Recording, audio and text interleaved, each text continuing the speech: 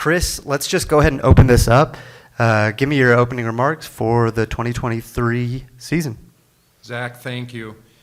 Congratulations on all the work that you've done to put this two-day event on for our student athletes and our coaches.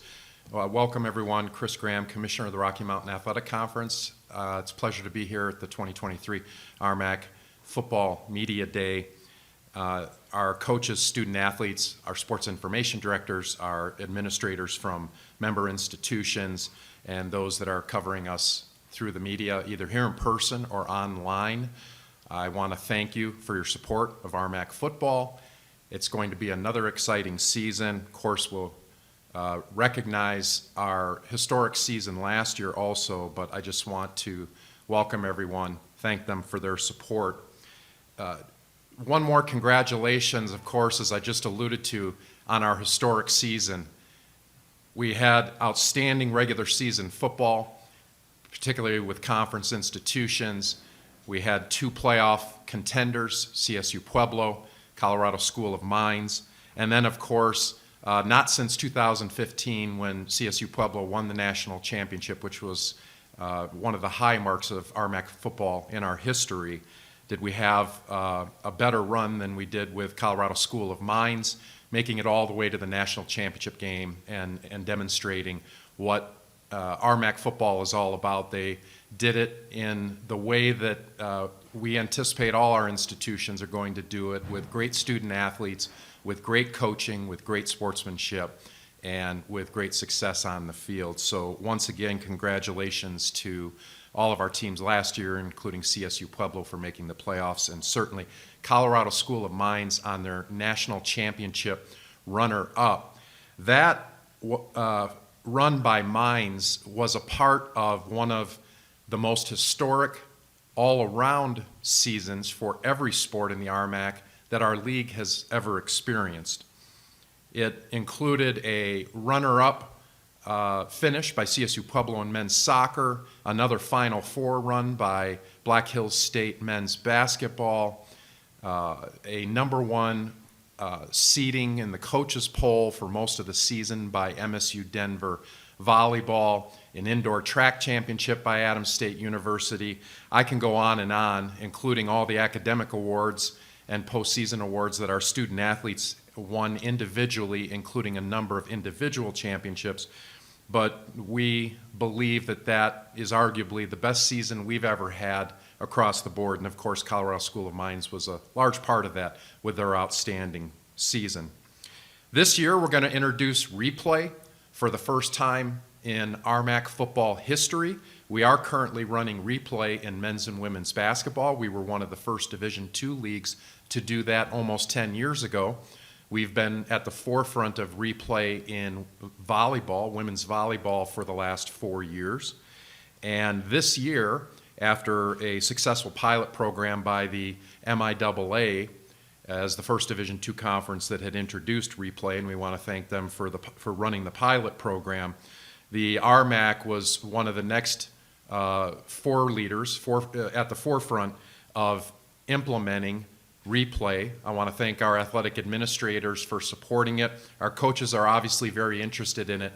And one of the main points behind implementing it by using the Sky Coach system, which will use anywhere from 2 to 3 or 4 cameras depending on the media available at that particular host institution for that game, is to ensure that we're doing whatever we can to maintain student athlete eligibility. I'm specifically talking about targeting. When we run into targeting issues, there was only one resolution that we could come to within Division II as opposed to Division I, and that was a review of the video if targeting occurred in the first half. If it occurs in the first half in previous years, our white hat official goes back to the locker room, reviews the video to determine if the 3 prongs that were necessary to uphold targeting were evident, and if not, then the coach and the student athlete prior to the second half are notified that they are eligible once again to participate. One of the problems that we ran into was in the second half, if a student athlete is ejected and removed from the game for targeting or any other sportsmanlike issue, there was no review process in order to bring the student athlete back for that game. It occurred post-game with the national coordinator and the RMAC coordinator to determine the eligibility status for the following game.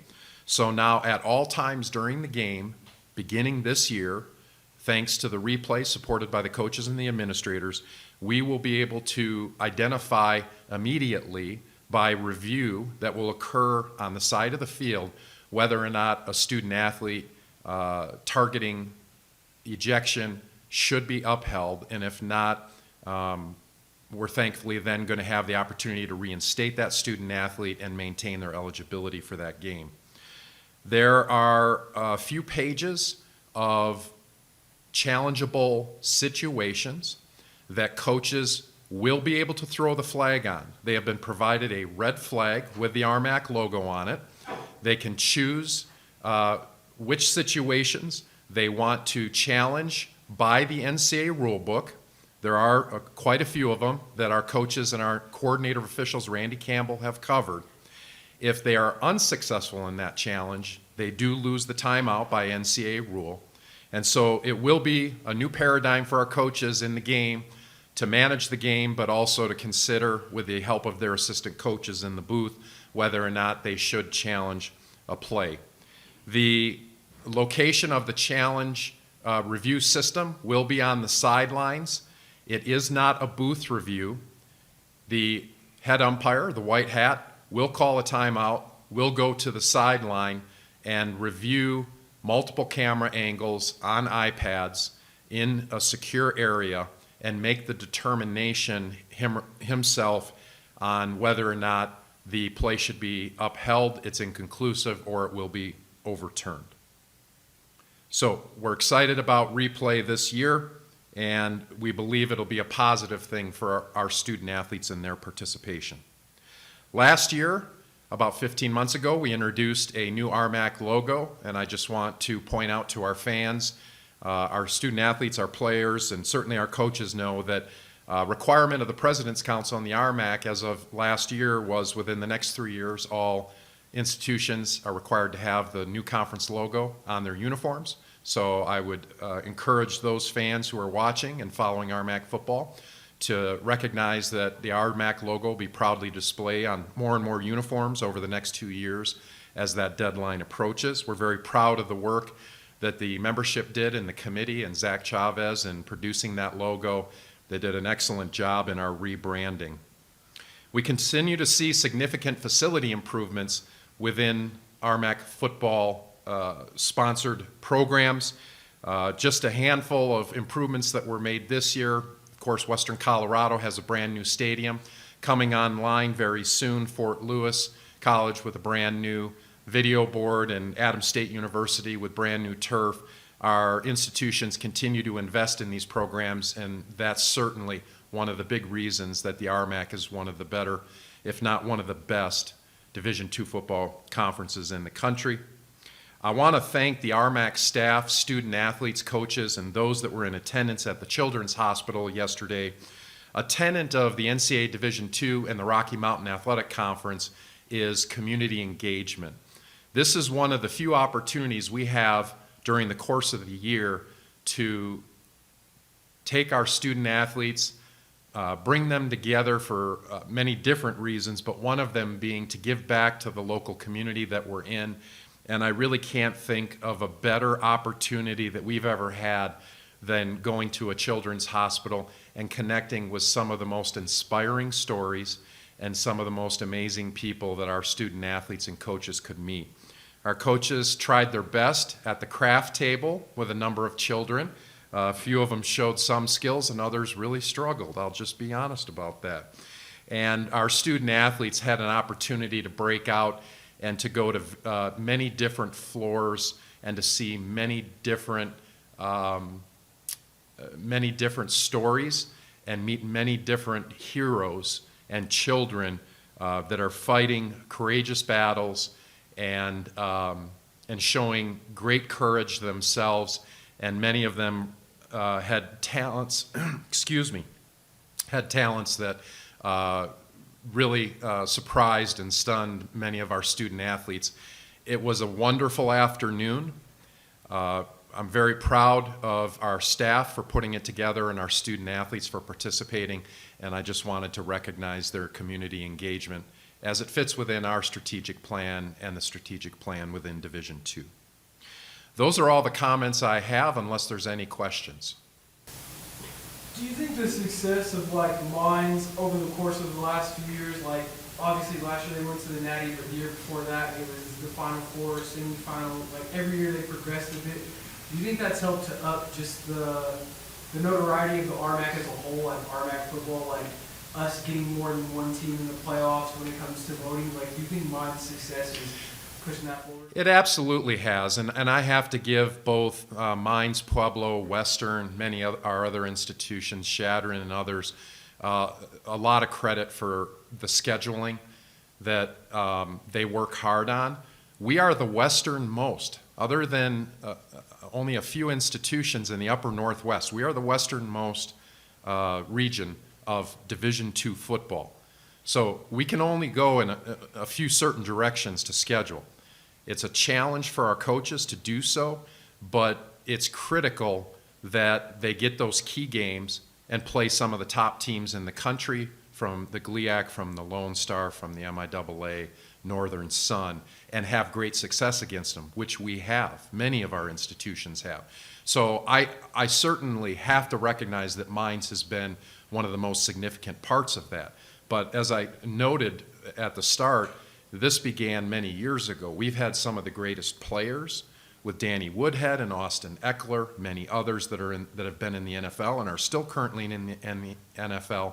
But the team success with Pueblo, with Western's playoff run in their championship the other year, and of course Mines' success over the last few years with some of the very special players that they've had, has raised the level of competition within the league too. You notice week to week there's considerable competition and challenge amongst every team, because they know that there's a national caliber of play that has been occurring over the last few years within the league. Absolutely.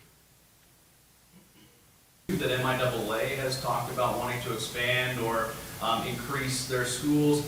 I'm curious if the RMAC has any plans or ideas or thoughts about conference realignment, adding some teams in, or what the future might look like in that for our league. That's a good question, Dave. I appreciate it. Our mentality and our approach is probably not dissimilar to most all conferences in all three divisions of the NCAA, and that is we always want to keep our eyes and our ears open as to the things that are occurring around us in order to be able to consider their impact and any opportunities that we might have. Currently, we are not in an active phase of membership expansion, membership addition. I've articulated to our presidents, our administrators, and even to our football coaches yesterday in their meeting, one thing that I think we should feel a great deal of pride about is our strength in stability. You will see a lot of conferences, and unfortunately we were one of those that ran into it a few years back with Utah Tech, now formerly Dixie State, that was invited to Division I. There have been other courtships, whether it be from Division I conferences or Division II conferences, to our membership, but they have understood that there's exceptional value in the RMAC because we are at the very top across almost every sport. In national competition, we provide a great deal of access through our success to those national tournaments regardless of the sport. And we have a great opportunity for competition, not just within our league, but with our fellow conferences, our neighboring conferences within region. So there's a lot of reasons to stay in the RMAC, to remain in Division II because of our ratio of access to the championships. And for that reason, our league has remained exceptionally stable, and we don't foresee any changes, either those departing, which has occurred, or any additions. It has caused some difficulty for our basketball and volleyball programs, having 15 teams with an uneven schedule, but it does it does provide strength with 10-member football institutions in scheduling with those 2 opening weekends of non-conference play and then right into a really strong conference schedule. No anticipated changes in membership, but we're always keeping our eyes and ears open. Thanks, Dave. Any other questions? When Central Washington, like, they made the move over to the LSC as the GNAC kind of folded, like, did they reach out to the RMAC? I know it'd be a shorter trip, shorter travel, less expenses. Yeah, it seems interesting that we have Division II schools flying over other Division II schools to play conference games, and it's a product. To answer your question directly, there were limited discussions and considerations about opportunities that might exist, but I'm not sure our league's ever been interested in closing a schedule. We see value in playing other leagues, so growing too quickly or closing out a schedule by adding more members isn't appealing, or at least isn't at this time, to our administrators and our coaches. Additionally, we do have limited budgets. We have some schools that have more national competitive budgets where they're playing Grand Valley State, moving to other regions of the country in order to play high-level games, and then those that are staying more local. So, and each conference deals with that, but our considerations in deciding whether or not we would take on institutions outside of our footprint are certainly financially driven, but also viewing it from a balance of scheduling and what fits us right now. Going back to Dave's membership question, we are always interested in opportunities, but we have always followed the motto that we don't want to do any harm to our current members. And that's no disrespect to those that have interest with us, and we do want to support Division II football in this part of the country as best as possible, but we have to be mindful of our limitations. Thank you. One other follow-up, Chris, on the topic. With the troubles that teams have scheduling and the financial considerations and things and going far away to try to find teams, one of the ideas I always thought would be great to have a conference challenge of the RMAC and the MIAA or the NSIC now that their schedules are open, and thankfully ours is, to get some non-con games in. Have you or any of the other conferences thought about doing an annual sort of round-robin type of deal where you match up? We do that in basketball, and How about football? It's an exempt part of scheduling in basketball where conference challenges are an opportunity for teams to add 2 extra games that aren't allowed within the bylaws. Football doesn't have that. We just have our 11-game schedule, and many of us have a couple of games at the beginning of the season to try to arrange something like that. The issue becomes, as I was alluding to previously, with budgets and varying levels of competition and geography, that we will run into an issue of coach preference and institution preference. So commissioners can get together and say, this is a great idea, let's put a challenge together, and I think it would draw a great deal of interest. The problem is then slotting each of those teams to decide who plays who, and I'm of the ilk that we need to allow our institutions the autonomy to determine what's best for their program. I appreciate those questions. I know we have Fort Lewis College coming up. I want to thank everyone again for viewing online and for those that have been in attendance here this morning with the questions. We've got head coach Johnny Cox. We've got quarterback senior Braden Wingle. We've got Parker Cunningham and Marcus Hubbard joining us today. Gentlemen, thank you so much for participating. Coach, let's open this up with your remarks heading into the 2023 season. Thanks, Zach. Hey, first of all, we're excited to be part of this conference here, this press conference. It's just an honor to be part of, the RMAC and such a competitive conference, and there's a lot of good teams here. So, we're humbled to be at Fort Lewis College, and we're excited about our second year as a coaching staff being here, and we're excited to kind of show the improvements that we've made throughout a long off season, and so we're looking forward to it. Coach, thanks for that. I'll stick with you for this first question. Can you talk about the coaching additions that you've made to your staff for the upcoming year? Yes. So, because of the nature of college football, we had some openings We had some of our coaches having really good opportunities, and they took advantage of those, which creates opportunities for other people that are qualified and excited to be part of our coaching staff. So one in particular is, I'd say, our new running backs coach is Josh Jones, who I had the pleasure to coach for 4 or 5 years. I don't know the COVID, how that all counts, but he was a really good quarterback for us. Played for, just had a tryout for the Winnipeg Blue Bombers. Didn't make it, and then now he's added to our coaching staff. But it's our same offense, so he knows exactly what we're doing, and he's going to be a really good addition to our staff. We've also hired Donnie Moore as our wide receivers coach. And Donnie's been a veteran of the game. He's been around. He was at Fort Lewis before. He's been at Western New Mexico. He's been at Adams.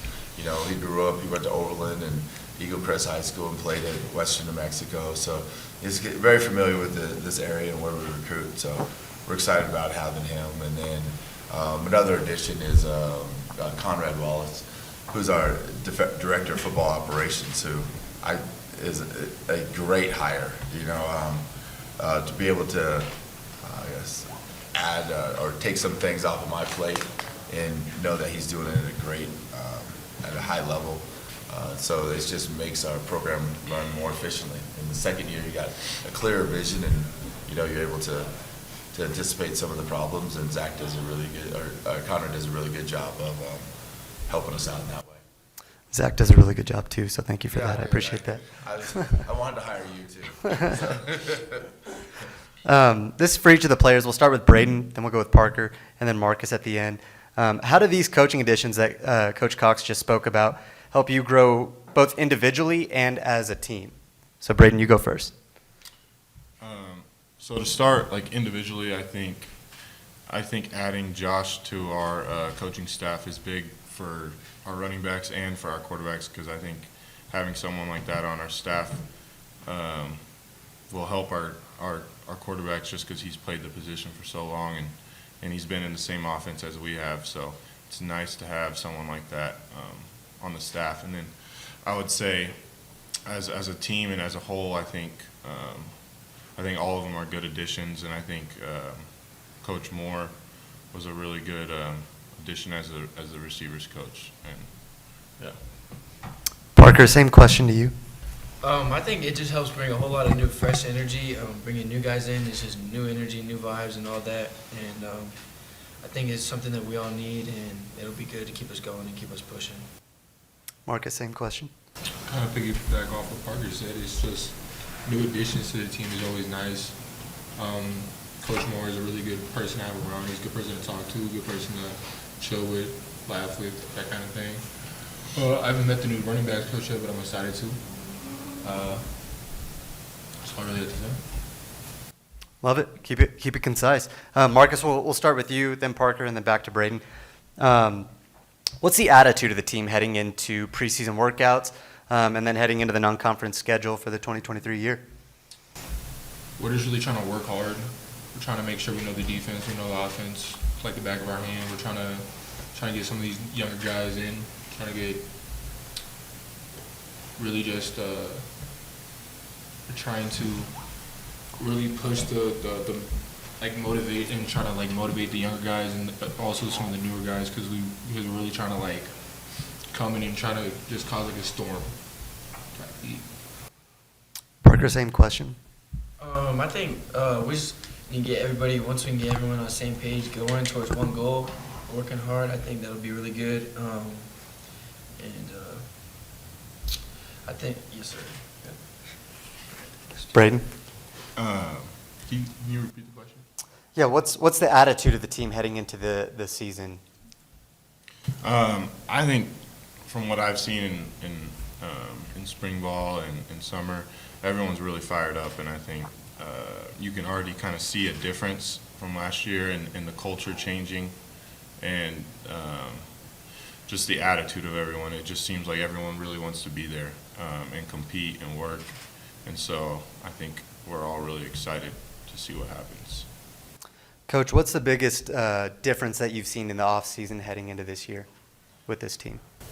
Well, I think Braden kind of touched on it, is that you got a bunch of guys that want to be there. You know, we went through a tough season, and that kindness sometimes in your life, it kind of filters out if you have different motives than just trying to be successful for the team. So I feel like everybody on our team, on our staff, is excited about the journey that we have. It's unique, you know. It's our opportunity where we go from having a really bad season to have the opportunity to correct that and really close the gap and be really competitive in games. So we're really excited about that. So it's not a journey for the meek, you know. You got to be a dude and be up there ready to be out there battling against a really tough conference. Absolutely. Dave, do you have any questions? Dave Collins? Yeah, Dave Collins from KQSK Radio in Shadron. First for Coach Cox and then any of the players that want to answer too. Coach, when you first went into your first season, you know, anytime somebody takes a new job, whether it's coaching or in the regular world, I guess for the rest of us, you have expectations going in of what you're getting into or what situation you are. What did you learn the most in that first year about your program and where things were and where you'd like them to be? And then also for the guys, what did you guys learn the most in that first year under Coach Cox and what you guys are trying to build down there in Durango? Well, there's no shortcuts. It takes a lot of hard work to get to accomplish a goal. So, you know, we're going to try to do things the right way. And so, you know, I think that's just kind of what you learn in your life is that anything worth having is often a struggle. And so we're in the struggle right now, but it's worth it. And so we're part of we're doing things the right way. It's going to be a process. And I think we kind of learned the timeline on that process is not always instant. So, you know, your parents teach you those things as you grow up, and it's just an example of where we want to get to.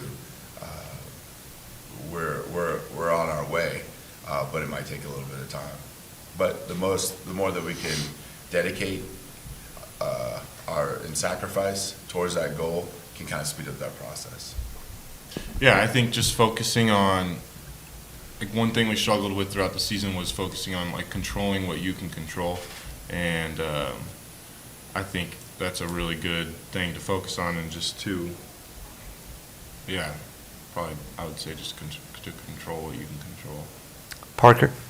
One of the biggest things I learned last year was to, like what Coach Cox was saying, just love the process and love the grind, because like he was saying, it's not easy and we're in a tough conference. And so just coming in, learning that last year, that was probably the biggest thing for me. And just realizing all the hard work that it's going to take. Like, nothing's going to come easy.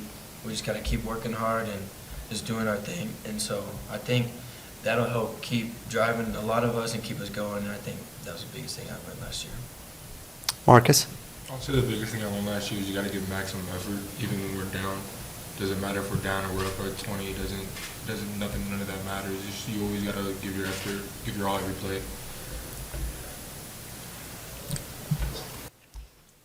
Antonio Clark with D2 Football. A lot of you guys that got to play last year, like, you guys are like fresh out of high school. You guys didn't redshirt and got to play. Coach Cox, how big of a jump do you think a lot of those guys that got to play right out the gate are going to make just year one to year two? Like, understanding the preparation, understanding what a season's like in games. Do you expect a lot of these guys, like Parker specifically, to make a big jump this year? Definitely. That's part of rebuilding. Is that, yeah, we played a ton of true freshmen. I mean, if we're being honest, we probably played like 25 true freshmen. And so that's a tough task for them to come and move guys that are, you know, 5 and 6 years with COVID, you know, players opposite us. So that's just a tough task for those guys. But, you know, you make it to the season, and then you line up in spring ball, and you have a ton of people that know what they're doing. You know, so just on the execution side of things, I think we're going to make a big jump. And so, yeah, we should be able to, and that's why we're excited about it. You know, the process that we're going through is kind of trial by fire a little bit, where you're kind of out there and you don't know exactly what you're doing and what you're getting into, and then now you should know what you're doing, and now you should know what you're getting into. So that should motivate you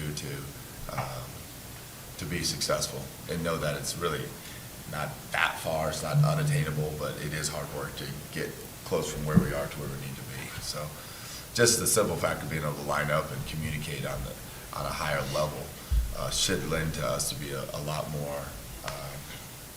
better executionally. Toss it over to Marcus and then to Parker. Kind of going off of what Coach just mentioned, kind of trial by fire. What kind of confidence does that give you heading into this season, Marcus? Quite a bit, honestly. I like the fact that I played it like last year as a freshman. I feel like I made plays. I feel like I've gotten a lot better in spring ball, fall ball, and like I feel like I've just grown a lot as a player, knowing the defense, knowing what to see as an offense, knowing what to look for. I feel like I feel like it's going to be good for the next year that I did start and play last year. Parker, same question. I think it's just gonna help. It's helping me become more comfortable in the system, especially after this past spring ball. Just kind of still learning and finally figuring everything out. And I think it'll also help me connect with the younger guys a little bit better, help push them and kind of tell them what I had to go through, and it'll help them grow. And then as a team, we'll just keep taking those steps and keep on growing together. Stick with the players for this one. Braden, we'll start with you, but anybody chime in if you have anything to mention on it. You see this helmet right here, this icy new helmet. I heard about these icy jerseys that you're wearing this year. Tell me about those. Yeah, I mean, we're all super excited about it. They have them, from what I've heard, is we have the jerseys, but no one's allowed to see them. They're like locked up in a place no one knows. But everyone is super excited about it. I mean, and, yeah, it should be really nice. Parker? I'm really excited for it. Just like anything else that's new, it's really exciting. Hopefully it'll bring a lot of new fresh energy and just excitement, and just keep everyone hard working and realize there's things out there that can be obtained if we just keep on working and just doing our thing. I'm just excited all around. The helmets are good, the jerseys are good. I feel like we have one of the best jerseys in the RMAC. Baby blue, have we made that change? Coach, you have these locked up somewhere. Where's the vault at? Yeah, I can't tell. We want to know. Yeah, we're excited about it. We want to unveil them.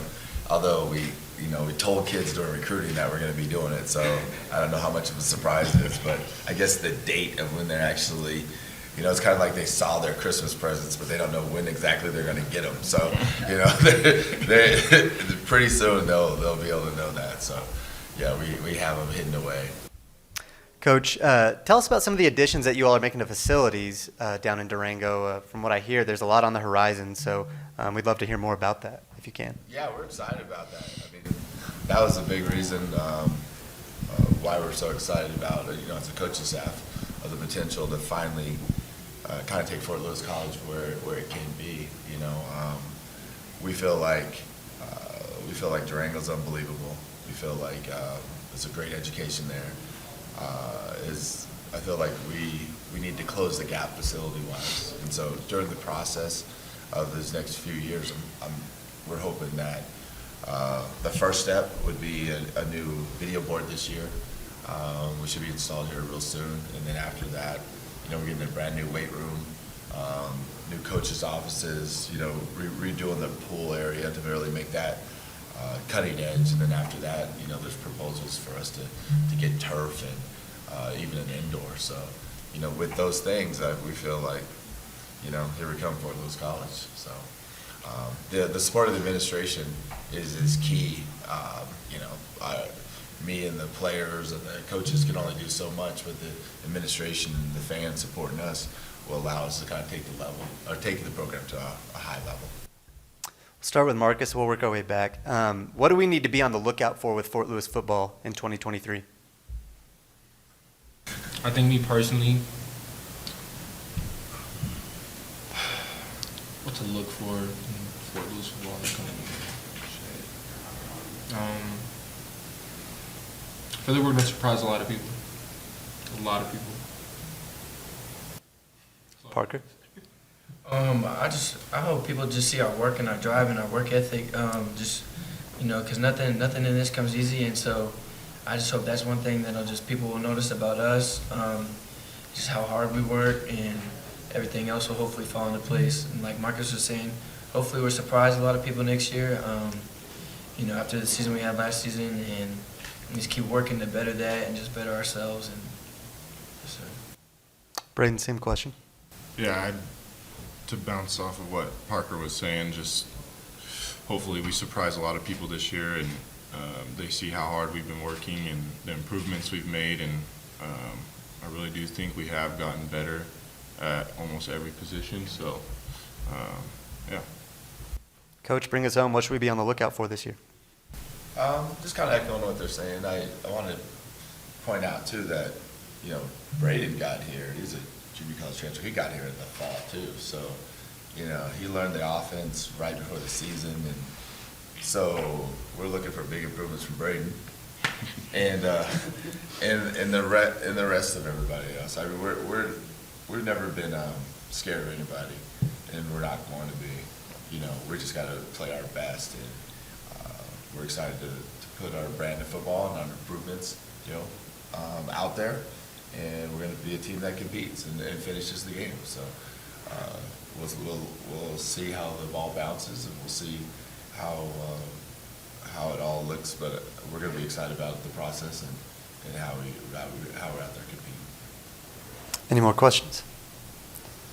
Gentlemen, to the top this year.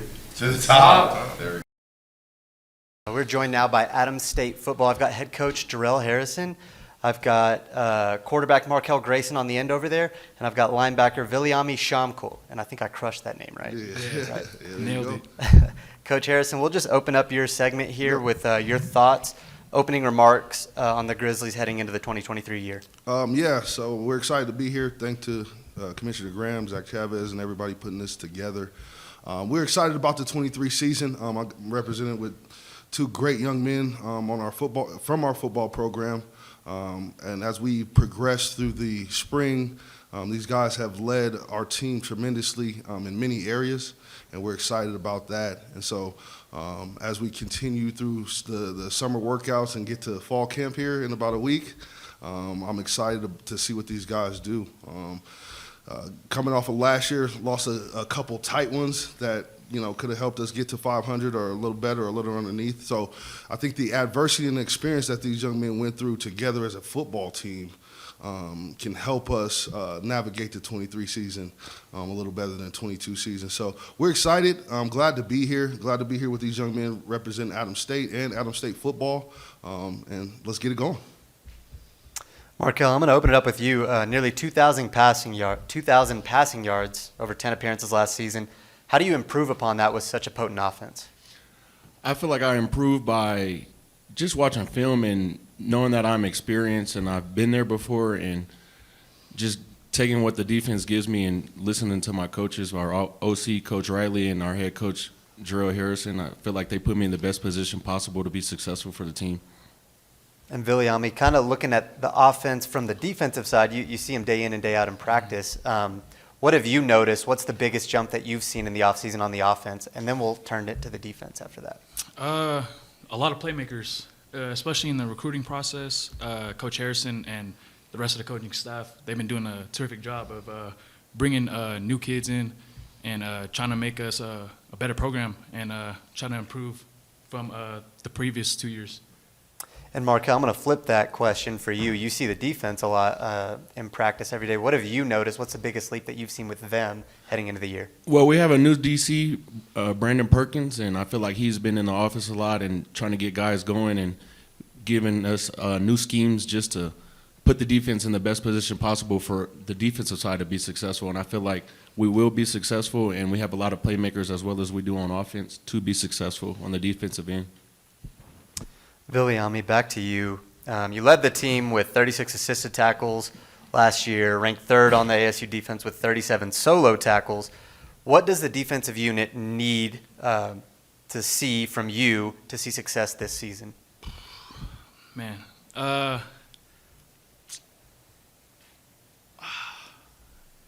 it's a pretty good question. Again, it's hard-hitting journalism. Yeah, for me, it's more of a mental health part of everything because I got hurt last year towards the end of the season, and for me, it's more my health, trying to get back to where I was last year or even more better, and trying to help our team improve.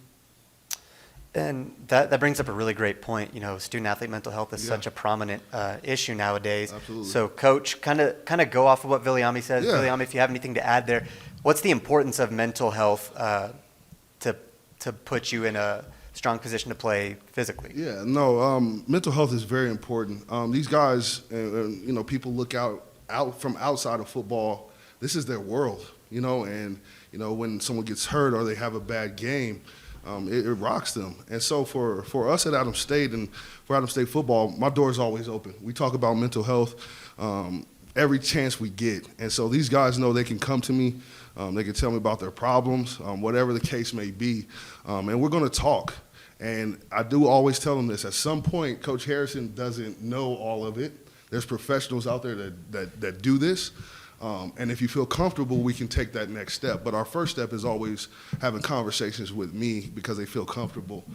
So we take mental health very serious. I've walked guys over to the counseling center, sat guys down, but I also understand the injury side of it, what Yami's dealing with as one of our captains, of one of our playmakers. You know, coming off an injury is very difficult. The mental side of it, trying to get back to it. But I've got nothing but confidence in Viliami of leading our defense like he did last year, and Markel doing the same on the other side. And as we go through the season, it's up to myself and the coaches and support staff to help these guys through their days. You know, one of them might have a rough day in class. You never know. And, you know, we're yelling at him for dropping a pass at practice, but, you know, maybe his day was a little rough. And, hey, how are you doing today? And so those kind of questions help us navigate the mental health issue pretty well. I'm not saying we're perfect, but if someone ever has a problem, we are all open doors. And I'll make sure our coaches, when players are passing through, we're asking them how they're doing. We're asking them how their mom's doing. How was your day? Like we're talking to them. And if you know you're not getting the normal response that you're getting from the player that you get all the time, hey, what's going on? You can talk to me. Even if they don't want to talk, I'm saying, hey, you can talk to me. I want you to know this, and they may come back a couple days later. So it's very important, and I'm pretty sure all the coaches take care of that. But for Adams State football, I am an advocate for mental health, and I'm an advocate for helping young men through their problems. Start with Viliami and then go over to Markel after that. Having a coach that has played at some of the highest levels, Viliami, especially on the defensive side, what kind of confidence does that give you coming off of an injury maybe, or when you're struggling the most? What kind of confidence does that give you to that you're going to bounce back? A lot of confidence. And for me, like, this was my first real injury, so it was like really trying to get back into the pace of things, but feeling really comfortable with a lot of that stuff. But the way I see it is you want to look at these guys as father figures, you know, being away from my family back in California, and these guys just help us a whole lot and are always there for us and do a lot for us. Markel, can you expand on that?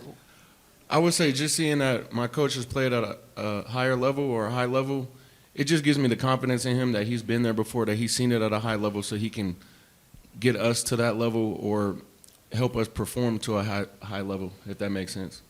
Sure. Coach Harrison, we're going to jump back to you on this one. As a former defensive standout, I want you to tell us what stands out the most to you about Viliami and then Markel. Well, for Viliami, obviously, when the recruiting process, we recruited him out of San Jose State. Like, he's not going to walk in the room and be 6'5", right? But when you turn the tape on, he's knocking guys backwards. And so that's the reason we started recruiting him. I mean, you watch the first three clips, and it's like, whoa. Viliami, it's funny, man. He came to us in the spring of 2 years ago and worked his way right into being a captain. So that tells you about his leadership. He shows up every day. Like, if I walk into weights, I know I could already mark Viliami and Markel's name off. Like, I don't even need to look. You know what I mean? And so I think where Viliami can take the next step is the vocal leadership. I mean, his example is tremendous, and he's going to show up and he's going to be ready to go. So I think this year, as the middle linebacker, his vocal leadership could be tremendous with helping the young freshmen come along and the rest of our guys, because they do look up to him. And same question for Markel. Yeah, man. So I've known Markel since he was a youngin', man, from Las Vegas, playing AAU basketball. Markel's always been a tremendous, tremendous leader, even from the AAU days. And he went to UNLV on scholarship, had some adversity there. And then when he was ready to graduate, I was like, hey, you got a couple more years, man. You know, Coach Harrison is here. And he was ready to go be an Army officer, right? Was it? Air Force officer. And I said, hey, man, you know, we can do that a little later. Go Right. play some quarterback. But that just gives you a kind of insight of the tremendous leadership and the tremendous young man that he is. And outside of football, Markel is going to do tremendous things. But as a quarterback, he's never shaken. He's been there. And I am very confident in his leadership of taking those 11 or 10 guys out there and being successful. We'll open it up to the media. Dave Collins. Sure. Yeah, Dave Collins from KQSK Radio in Chadron, guys. Question for Markel, kind of off the leadership side of things. You're getting an MBA, it says in leadership, or with an emphasis in leadership at Adams State. And as a quarterback, a huge leadership position on the team. How do you want to express your leadership, and how do you want to be a leader for your team this year with this Grizzlies squad? Well, first of all, we have a lot of younger guys on the team, so I feel like leading by example is a key component of my game this year, and just getting those guys ready for when it's their time to shine. And for the rest of my teammates, like they know how I get down, and they know like business is business. And I just feel like leading by example, being a verbal leader, and just setting the standard is most important when being a leader for my peers. And just that, he's already got his master's. He's Hey, great. Yeah, congratulations. Right now, I'm adding another emphasis in public administration. Fabulous. That's terrific, Markel. Great to hear. Also, it's fun to see you guys play every year because you have some tremendous athletes that come through and some real game breaker types at ASU. Another question for you, Markel, is what are some of the guys on the offense you're looking forward to really showcasing this year? Maybe highlight some of the guys you're going to be playing alongside that you think can make some big plays. So my roommate, Contrell Petit, he's also a Vegas guy, Chaparral High School. We played against each other in high school, and now we're teammates. But he's a big playmaker for me, as we've seen last year. He stepped into a role and made some big plays for us last year, and I'm hoping we can do that again this year. And also we have younger guys like Aaron and Alex Reed, and we have a bigger guy, Tracy Reynolds. I feel like we can make things happen on the offensive side this year. And also our running back, Dalen Bodie. I feel like we can do some big things and be a powerhouse offense this year in the RMAC. It sounds like you get some guys from last year I remember coming back. Yeah. And final one for all of you guys, Coach, and then any of the players that want to jump in. Schedule for the first 6 are on the road and some pretty good teams up front. How key is it for you guys to get a good start, and what's kind of your mentality going into the beginning of the season with that schedule? It's very imperative to get off to a fast start. You know, this is going on my 8th year, and we haven't historically got off to a good start. So I've talked to these guys throughout the spring, throughout the summer, that, you know, the very first game is very important, not only from, you know, a winning and losing standpoint, but from, you know, the standpoint of we want to keep in the direction of putting our culture first and playing some good football. So it's very imperative that we get off to a good start those first 3 games. Antonio Clark, D2 football. Over the years, Adams, as he was alluding to, always is going to be exciting offensively, Absolutely. always going to put some points on the board. Has there ever been like an effort to maybe balance it out to maybe help the defense? Like Absolutely, if you're scoring really, really fast, your Yeah. defense is playing a lot of snaps, and that adds up. How far in that process of, you know, really becoming a more balanced team do you think you are heading into year 3? Great question, man. Yeah, and you played against us when we were going super fast. So Tim Rosenball and Coach Blankenship really played fast. And so when I got the job as a defensive guy, I was like, hey, we got to give our defensive guys a little rest. So we slowed down a little bit because you do want to find that balance. I mean, there was times where we'd go 3 and out in 12 seconds. It's like, oh, we back on the field. So it is trying to find that fine balance, but also playing to our offensive strengths. Which we have. So you don't want to fully take it away because we do want to play fast. We want to control the pace and all. You know, that's what they talk about on offense. But I think you have to have a balance. Being a former defensive guy, because I don't want to be sitting on the bench for 12 seconds and then I got to get back out there and go defend the drive. So it's very important for us to find that balance for, you know, guys like Yami. And our star players that play a lot of snaps defensively. And actually, Yami was playing some kickoff return for us and, kickoff and stuff like that, and so being able to get them the rest is very important. I saw the schedule just a second ago, but Yeah. I think I counted 5 in-state opponents on the schedule this season. Of Mhm. course, you want to get off to a hot start, but Yeah. is there any sort of added emphasis to taking control in those in-state opponent games that are in the RMAC? For us right now, it's really about winning all the games and getting on track. And so yes, you put some importance on the in-state games because you battle these guys in recruiting all the time. I mean, you're going to battle Western, Mines, Pueblo, and you don't even know it. You're just walking up to the kid. Oh, I got a Pueblo offer. So yes, those things are very important, but I wouldn't say they're at the forefront of our program, as we have a lot of stuff to do way before that, right? And so yes, you want to win those games, absolutely. But at the same time, that's not our focus as far as winning those games for recruiting. Let's just go win them, and then everything else will fall in place. Yami, sitting up there as a defender, and obviously you're a standout defender. You've had a really good season and whatnot. But how motivated are you? Hearing some of these questions, hearing how we keep alluding to the offense, how motivating is that for you as a defender to kind of change that narrative for Grizzlies football? I mean, they both know how I am. I'm super quiet. I'm not vocal at all unless it's like on the field football stuff. But other than that, outside of that, it's none of that really. But man, you guys just hit me with some tough questions today.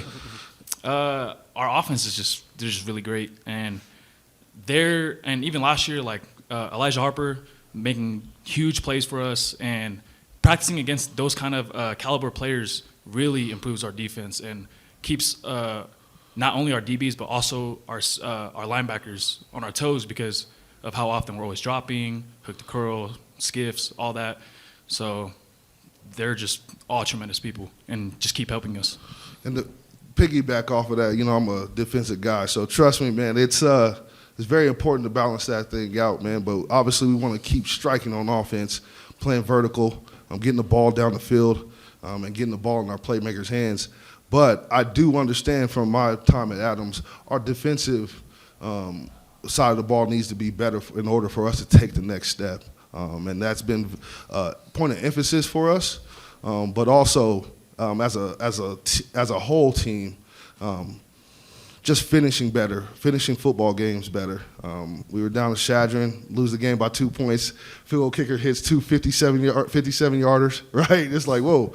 And he played New Mexico Highlands, lose by 2 points. There was another close one.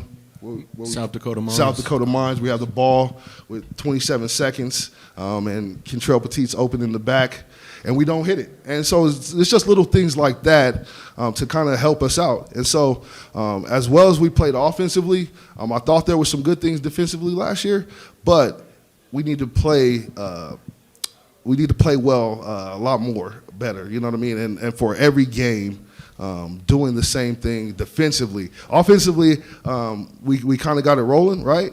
Defensively, we need to step out there every week knowing we're going to stop the teams. Gentlemen, if I'm not mistaken, you have a facility upgrade? Yeah, You got some yeah. Have you seen it yet? And for the players, with new carpet that you're playing on, what does it do for your psyche and your mentality going into an exciting new season? Well, I've seen the new field, and it looks amazing compared to what we had. And I want to thank our AD and whoever else contributed to that. And I'm just excited to get back with my O-line and my receivers, my running back, and the defense, and get the ball rolling on the new field. We haven't touched foot on it yet, but I'm sure we will come camp. I believe it's finished, but I'm just excited to get to work with my guys on it. No, they've done a tremendous job on the new field. I'm excited about it. It is sparkling, looking good. Hopefully we can step on it next week. They're going through the final walkthroughs here, but it is amazing. And we got a little speed for a couple freshmen, so we want to see how they run on it. You know what I mean? So we're excited. We're excited about it. Last question right here, Antonio Clark.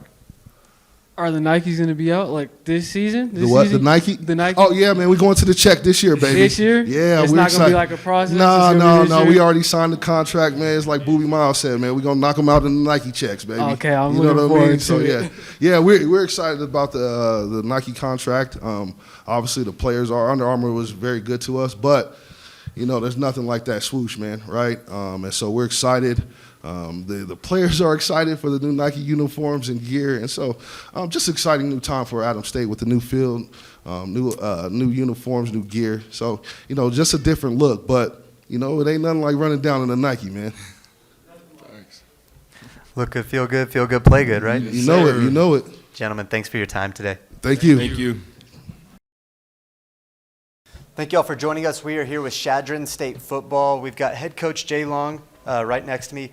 On my far left, I've got Michael DeCamillis, and right in the center, front and center, is Hunter O'Connor. Coach, let's just open this up with your opening remarks heading into the 2023 season. First off, I guess I would like to really just thank the RMAC for having this event. I have been reminded numerous times by the coaches here that I am the longest running RMAC coach now that Coach Riston is gone, and I've also been fortunate enough to be able to play in the RMAC back in the 90s. So I've been pretty much about half of my life has been around RMAC football. And the event that we did yesterday with taking our players to the Children's Hospital and then being able to hang out with the other coaches and other players last night at Top Golf was just outstanding. And to have this media day is also a really exciting thing to kick off our season. And so thank you, RMAC, for doing that. I think that's just a top-notch event, and it really showcases our conference. Our conference, is obviously one of the best in Division II, and also, we play in one of the most beautiful conferences in the country. So that is really neat, and this is a great event to kick that off. Also, at Chadron State, I'm very blessed to be the head football coach of my alma mater. We just got a brand new president, and super excited about him. He has been, I guess to use football terms, he's all in. And he's been there for about a month, and he's been all in the community, all in the college, and just really excited to see how his tenure at president goes. So really excited about him. And then, going into our football, the next phase is just when you look at the end of the season, you as coaches, you evaluate everything. And, we evaluated things that we needed to change and to get better. And, last season, we struggled running the football. And if you're going to win in college football, you got to be able to score points, and you got to be able to win the line of scrimmage. And I think that we, addressed that need in our off season. And then, on defense, we had trouble covering the deep ball. And in the off season, we went and got some more recruits. We developed our younger players. And then we went into that spring season, and in the spring season, it was all about developing leadership. And the two guys beside me and about four others, we were voted as our captains in the spring, and they've done an outstanding job with their leadership of developing our team to getting ourselves to where we need to be, back at the top of that conference. So really, really proud of our guys. And then that led into the summer. And our summer's been, we have a great group of guys that stayed this summer. I think out of our 85 veterans, there was about 10 of them that didn't come back. Everybody else came back for the summer to make themselves a better football team. So to say I'm excited is an understatement. And I know that that's a word that gets used a lot in media days. But we are really, really excited to get things started up here on Friday. So next Friday. So I guess we can go with questions. Yeah, let's open it up to the media. Obviously, you guys are always tough in the trenches, as these two guys demonstrate. Have you increased the team speed, like you said, covering the deep ball, like on the back end? I'm aware of some of the transfers you guys brought in. How do you think they were assimilated into the program? Do you think they'll be big contributors in a couple weeks here? Yes, without a doubt. A question that gets constantly asked is how does the portal affect? And, it can be used in a negative way, it can be used in a positive way. And, one thing is that when you do have needs, you do have a place that you can be able to go and attack. And our coaches did a terrific job of bringing in guys. We brought in, I'm a numbers guy. I believe in opportunities, and I believe in giving guys a chance. And when you look at our roster, we have a big roster. And when you look at our defensive backs and our offensive line, we brought in a bunch. And I'm a firm believer that the cream rises to the top. And, in 1995, I was a undersized linebacker. Well, let me rephrase that. I was a linebacker build, but I was an O-lineman speed. and a coach gave me an opportunity to play Division II football. And that has always left a mark on me that, give a kid opportunity, and it's up to them to take that opportunity.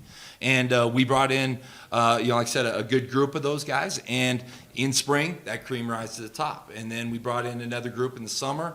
And once again, that cream is rising to the top. And these two guys beside me, Hunter last year had 16.5 sacks, broke our school record that was there since the 90s. And then Michael's been a 4-year starter for us at center. And it always starts in that trenches. It always starts by winning up front. If you win up front, we don't have to cover as long.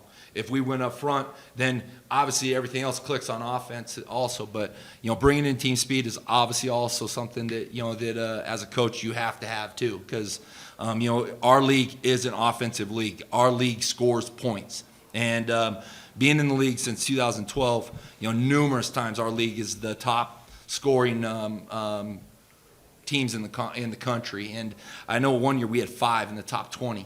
And so, we have to be able to score on offense, and we also have to be able to stop, the teams from scoring. So I think we've addressed those needs well, and I'm excited about getting those 25 practices to continue to build on what we've done. Hey guys, Dave Collins, KQSK Shadron.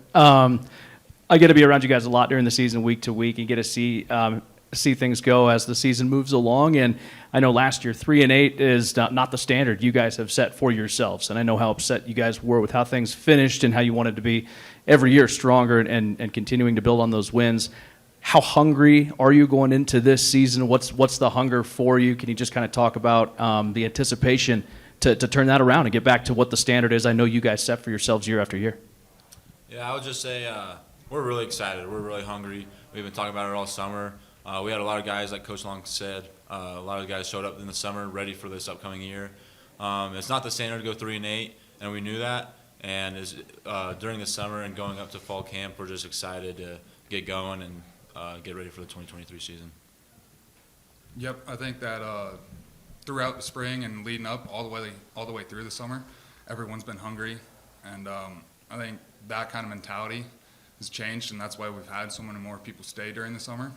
Instead of just the contributors staying and the people that we know we can rely on, we've had a lot more of those young guys stay and push. And I think that's a testament to how hungry they are. I think the biggest thing is that we've really talked about is that this is a new team. And, our expectations are always high. At Chandler State, our tradition has been so strong over the years. And I've been part of that tradition as a coach and as a player. And one thing that I think that if I look at like maybe mistake-wise that I've done over the years is that I've really leaned on that tradition rather than saying, hey, this is we're a new team. We got to go make our own mark in the conference. And by doing that, sometimes there's a point where we talk, and on Friday it's about doing. And everything, when our kids report on that Saturday, but they're going to show up on Friday, and then we start our meetings on Saturday.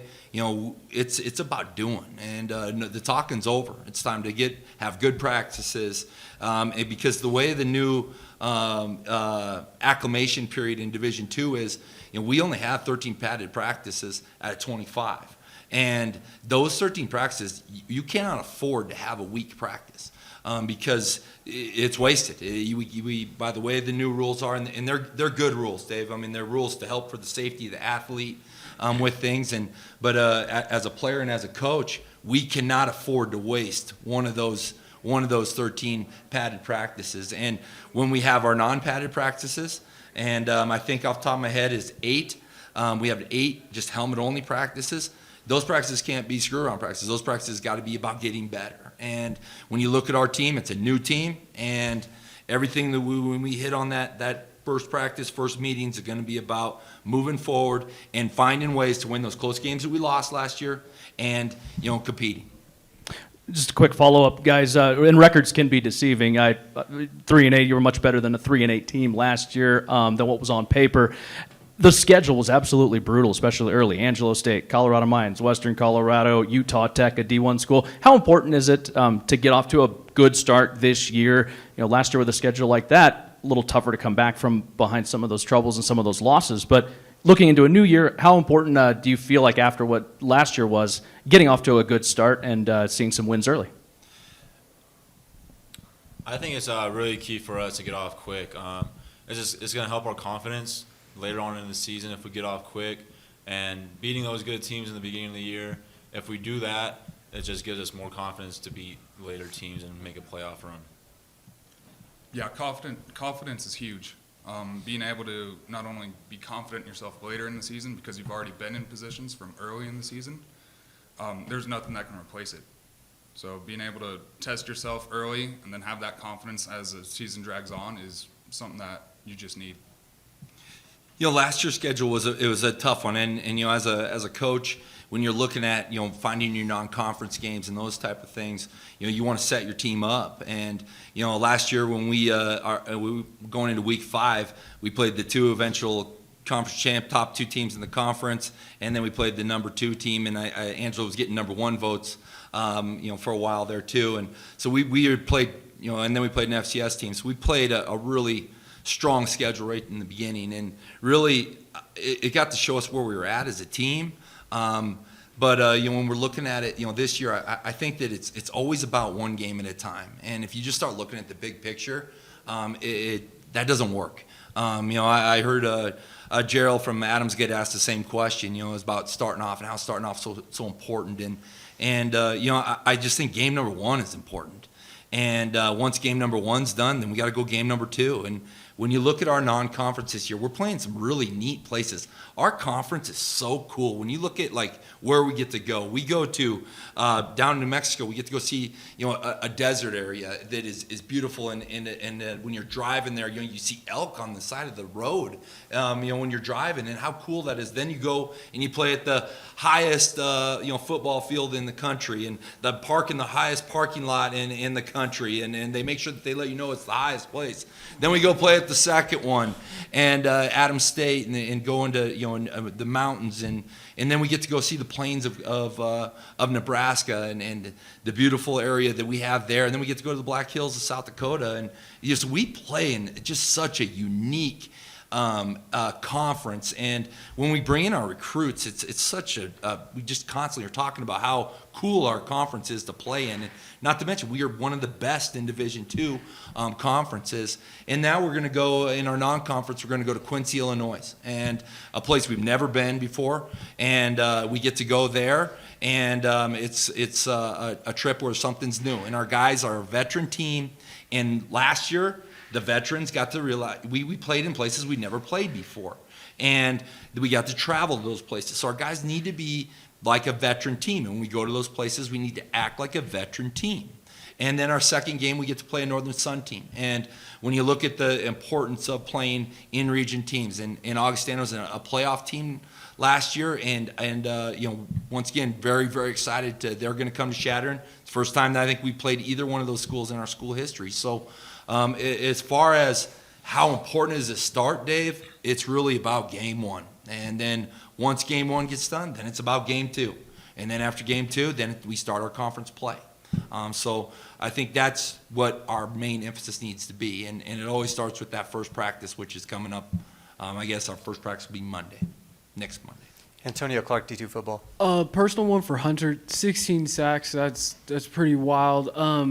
Do you think you can get to another level moving forward? And if so, what are the things that you've been doing? What are the things you've been working on this summer to try to improve and build upon the season you had last year? Yeah, I believe I can get to a next level. Everyone around me believes I can, but this past summer I've just been working on my technique, and I think perfecting my technique will help me get to the next step. So that's what I've been doing all summer.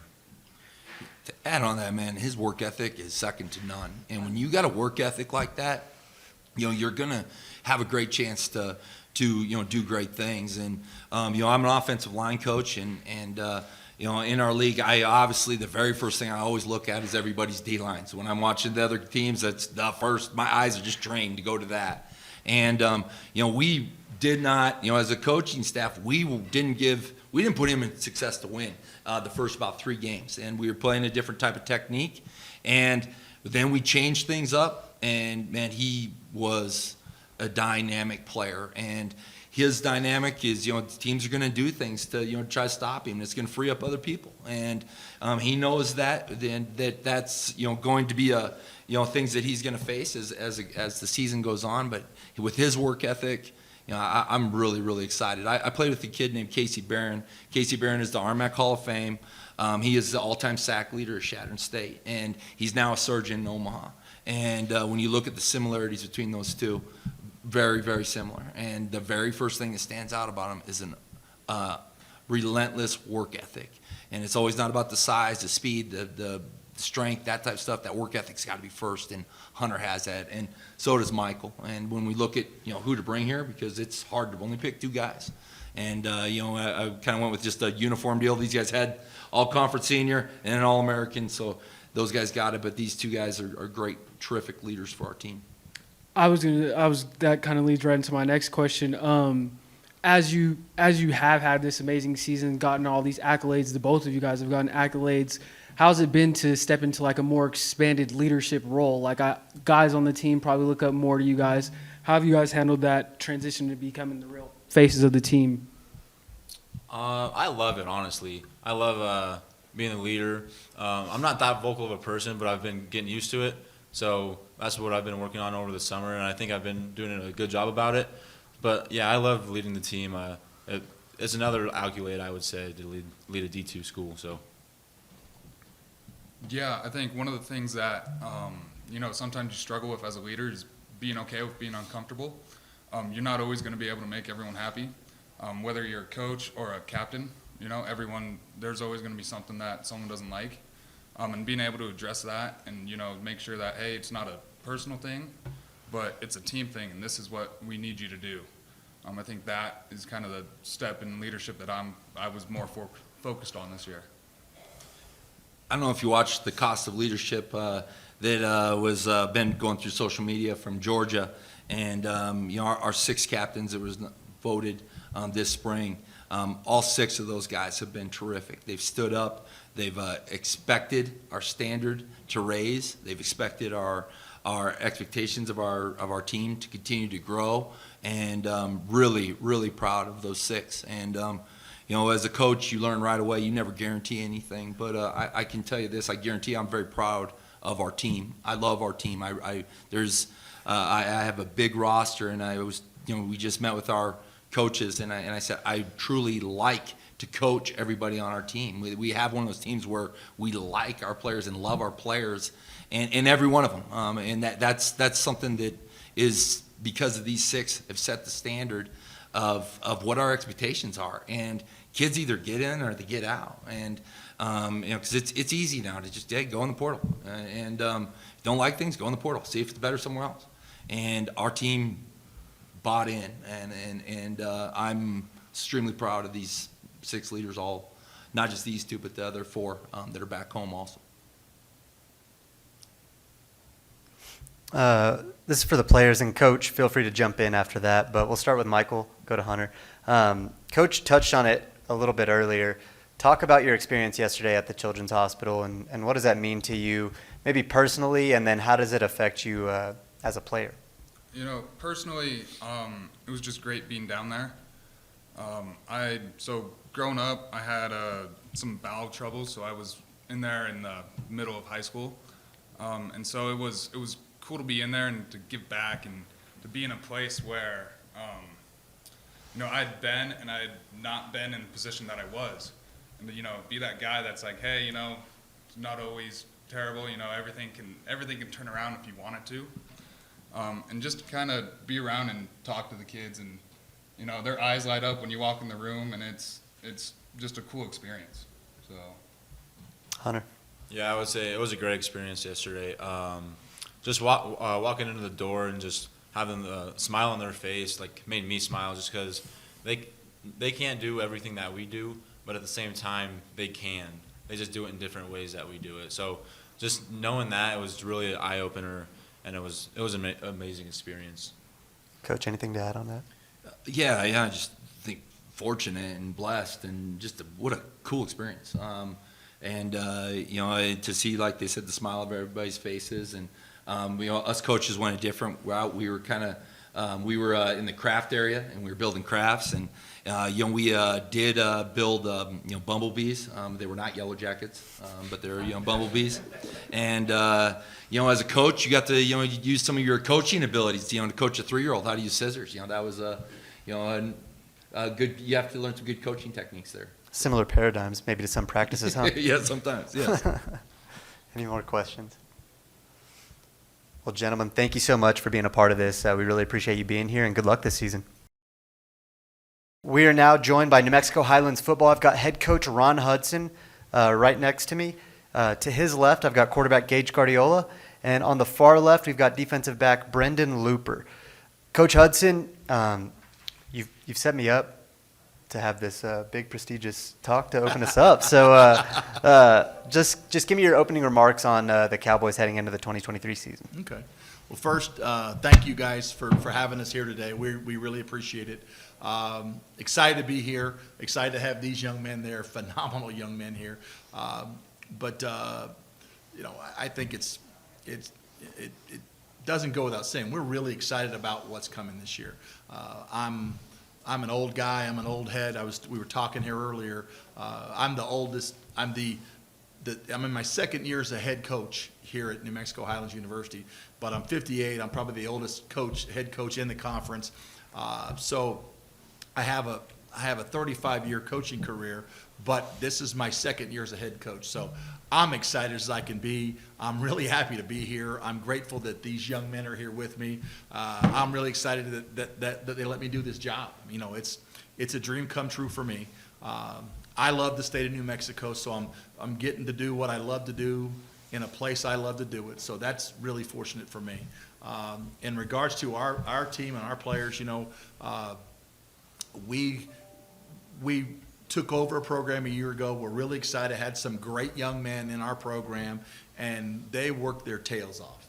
I was super proud of the progress we made, the direction our program is going, the culture we're building. So you know, that's what, you know, we're looking forward to, that continued growth, that continued improvement. You know, I think we've got a good football team. I think we've got a bunch of guys that will compete and care about each other. And you know, when we got started here, I told you I'm probably the most boring person that you're going to have all day here, because you know, my philosophy is really simple.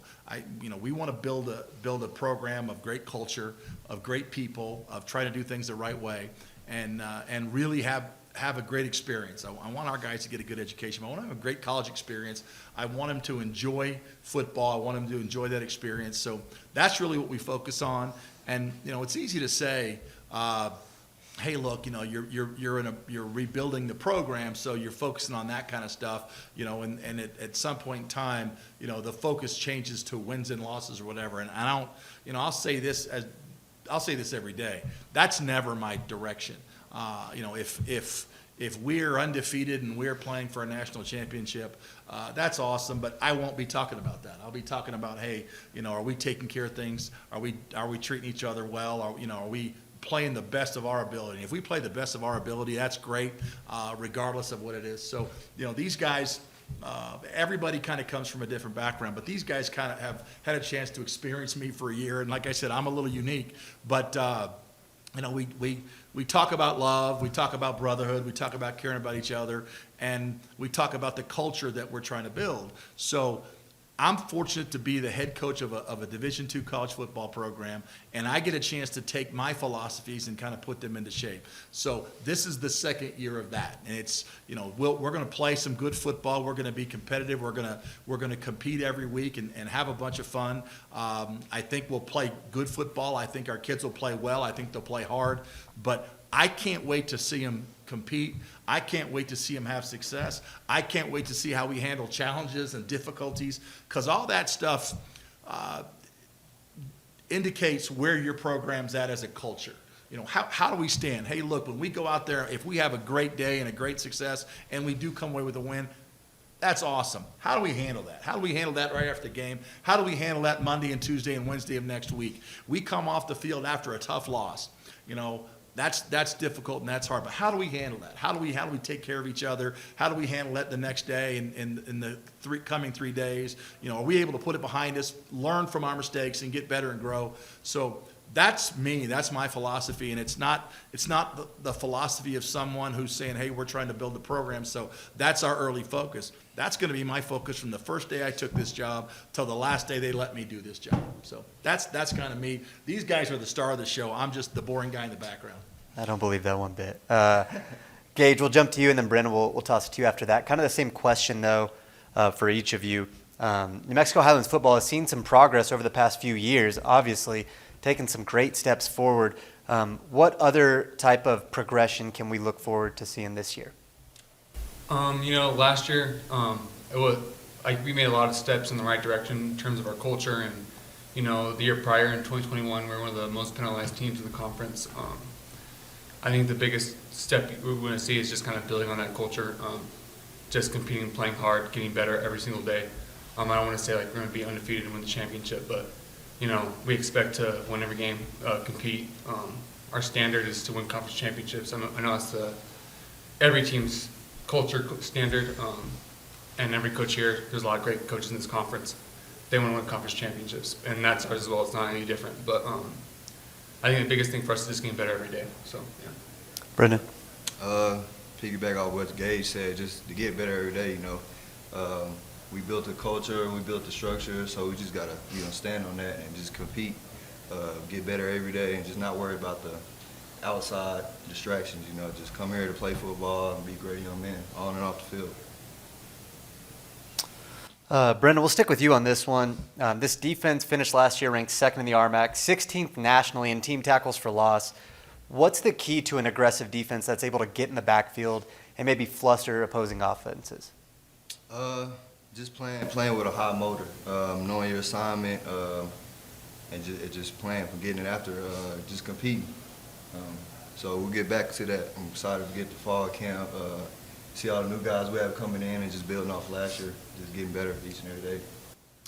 Gage, over to you. Kind of along the same lines, how does it help your offense progress as a unit, being able to see a defense like that that's got a high motor, that's aggressive day in and day out as you head into RMAC play?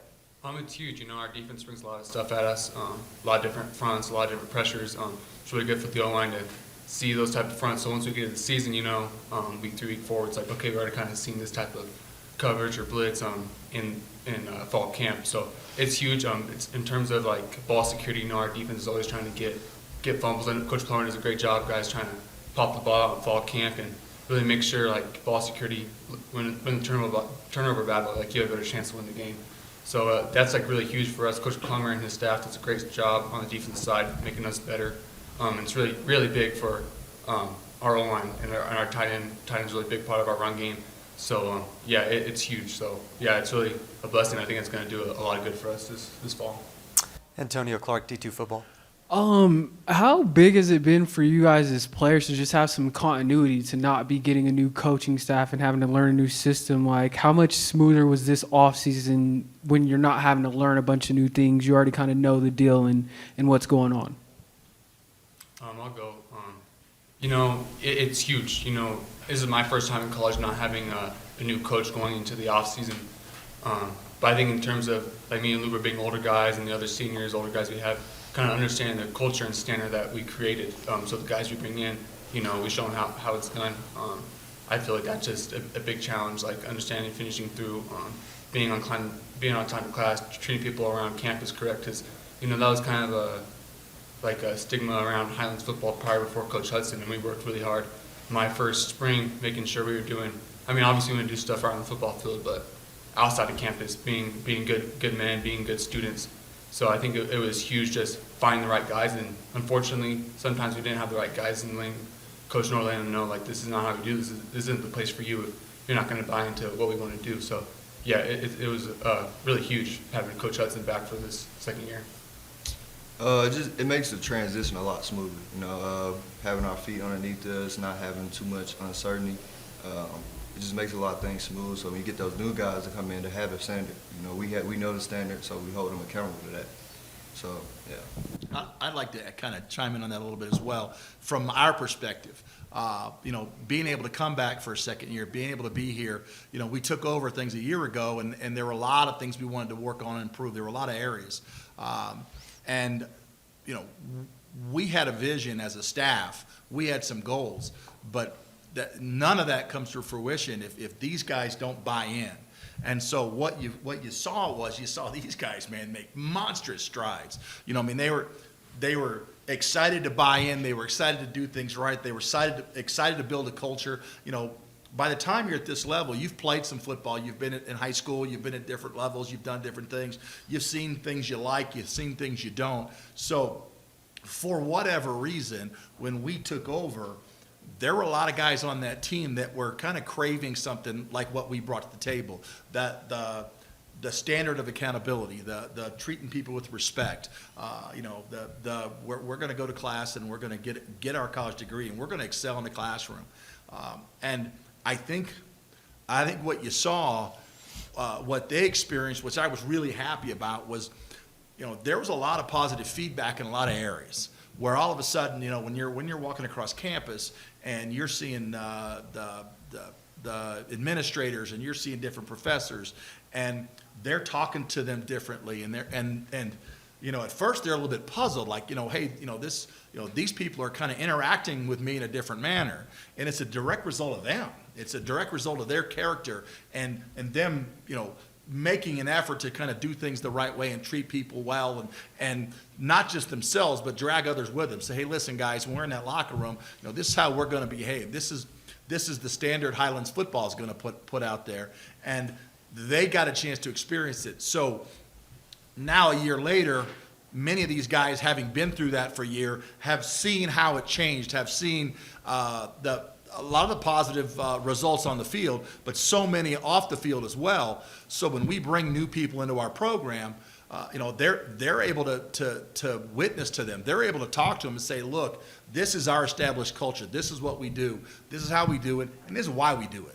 This is where we came from. So, you know, we may not have that here in a couple of years. As we continue to build this thing and grow, we may not have the reference points that some of these guys have because they saw how it was before. And they saw the change, and they experienced what it felt like. They experienced what it's like to be treated differently and to have people across campus, across town, and across the state excited about them, excited about learning more about them. The number of people that have come in and talked to these guys and said, hey, man, we're with you. We're really excited about the direction you're going. For them to experience that positivity, for them to experience what it feels like to be part of something that's building and on the rise and people are excited about, I think that reinforced kind of what we're doing, and I think that allowed them to sort of take that and say, hey, listen, guys, when you show up, hey, look, I know, you know, we've come from all over. We're gonna build something here pretty special. You know, we're gonna talk about brotherhood. We're gonna talk about love. We use the word love a lot. Love's an action word, man. It means something. It's reflected in how we behave, it's how we treat each other. So, you know, those guys now, those were our words a year ago.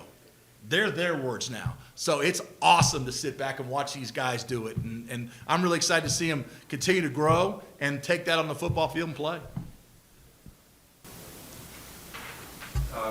Sorry without the microphone here, but Coach talked about a reference point, and your institution and your athletic department had, unfortunately, one of the more unique experiences over the past year and a half or so, and unfortunately we see it more and more in the West with wildfires. And your community had a significant impact from the wildfires that had a escalating impact on water supplies, on you know, questions about whether the community, let alone the institution and the athletic department itself, can maintain operations without impacting a season, a preseason. You don't have that, knock on wood, this year. You consider that another reference point. What were your perspectives back then and now not having to worry about something like that this year? You just have to stay locked in, you know. Distractions are going to come and go. You just have to stay the course. So, yeah, it's a good thing that, you know, we don't have to worry about that. But the good thing is we get to play football and we get to go to school and we just get to continue staying on track. So. Yeah, it was like real concerning, especially I'm from New Mexico. I'm from a similar town, Ritos, New Mexico, similar to Las Vegas, mountain town. And there was actually a fire in my hometown during that. So it was real concerning, a lot of distractions, and like Luke said, is kind of keeping the main thing. and it carried all the way up to like the beginning of fall camp, and you just need to stay hydrated during camp, especially in August, it's hot, and I was concerned trying to figure out ways how to get water. There was times like in the dorms, there was no water, no hot water, warm water, or no water at all. So yeah, that'll be a big part. And like Coach had said, at that time we were still trying to like kind of learn the culture, trying to figure out the standard, and it was hard trying to figure that out, trying to see what the coaches expected from us, and then all that going on. So I think it's gonna really pay dividends at not having that distraction, like knock on wood. But yeah, it was a hard thing to see, especially because there's so many good people in the city of Las Vegas, and a lot of people live out in the nature in Las Vegas because it's just so beautiful. So yeah, it was really sad to see, but try to just like rally around the city and kind of give them some hope, and just yeah, it was unfortunate to see. It's funny. It's interesting that you brought that up. That was one of the many challenges that we dealt with. Now, when I say we dealt with it, there were challenges that came to the campus and to the football program, but nothing compared to what those people experienced. A number of people lost their homes. It was devastating in that community. We had to cancel our spring game because of it. The fires had gotten so close to our town. And so the interesting thing that I found, Gage I've been in New Mexico, but I've never been an extended period of time in the mountains where this is unfortunately relatively common. I mean, it's happened a number of times before, and I remember there being wildfires in Ruidoso and those different places, but being this close was eye-opening. The clouds, the smoke, all the things that took place. But what I didn't realize was the aftermath that takes place. So the fires, they were able to kind of get control of the fires there by summertime. Well, we have what we call monsoon season, which is every afternoon in the summertime we get rains and things going through. Well, when you have wildfires, especially to the extent that we did, then what you have next is flash floods, because all the ground stuff, all the cover and all that kind of stuff that kind of holds everything, that's all burned, that's all gone. So now you have floods, and even though you have bodies of water, they're full of debris and different things that make it difficult to use. So, coming back to training camp, selfishly for us, there was a water shortage. There was talk about, hey, listen, we're going to limit the number of times you can shower. We have to limit the time of your shower. We have concerns about drinking water. We had to have drinking water shipped in, bottled water, to make sure we had enough water. And so there were some limitations that went with that. But again, as many challenges as there were, they weren't close to the challenges that people that experienced that, folks that lost their homes, lost everything, but what did happen with our coaching staff and a number of players is we got out, because it was right there in front of us. We got out in the community. We went out, and believe it or not, after the wildfires, we're sandbagging. We're hauling hundreds and thousands of sandbags throughout different houses in the community. And at first I'm like, sandbags? And they're like, yeah, because here come the monsoon season's coming, and the fire may not have gotten our house, but the flash flood will. So all that stuff's starting to take place late summer, early fall. So we're navigating a college semester and football, and those things are all happening as well. So it was a challenging time of year. It was an interesting time of year.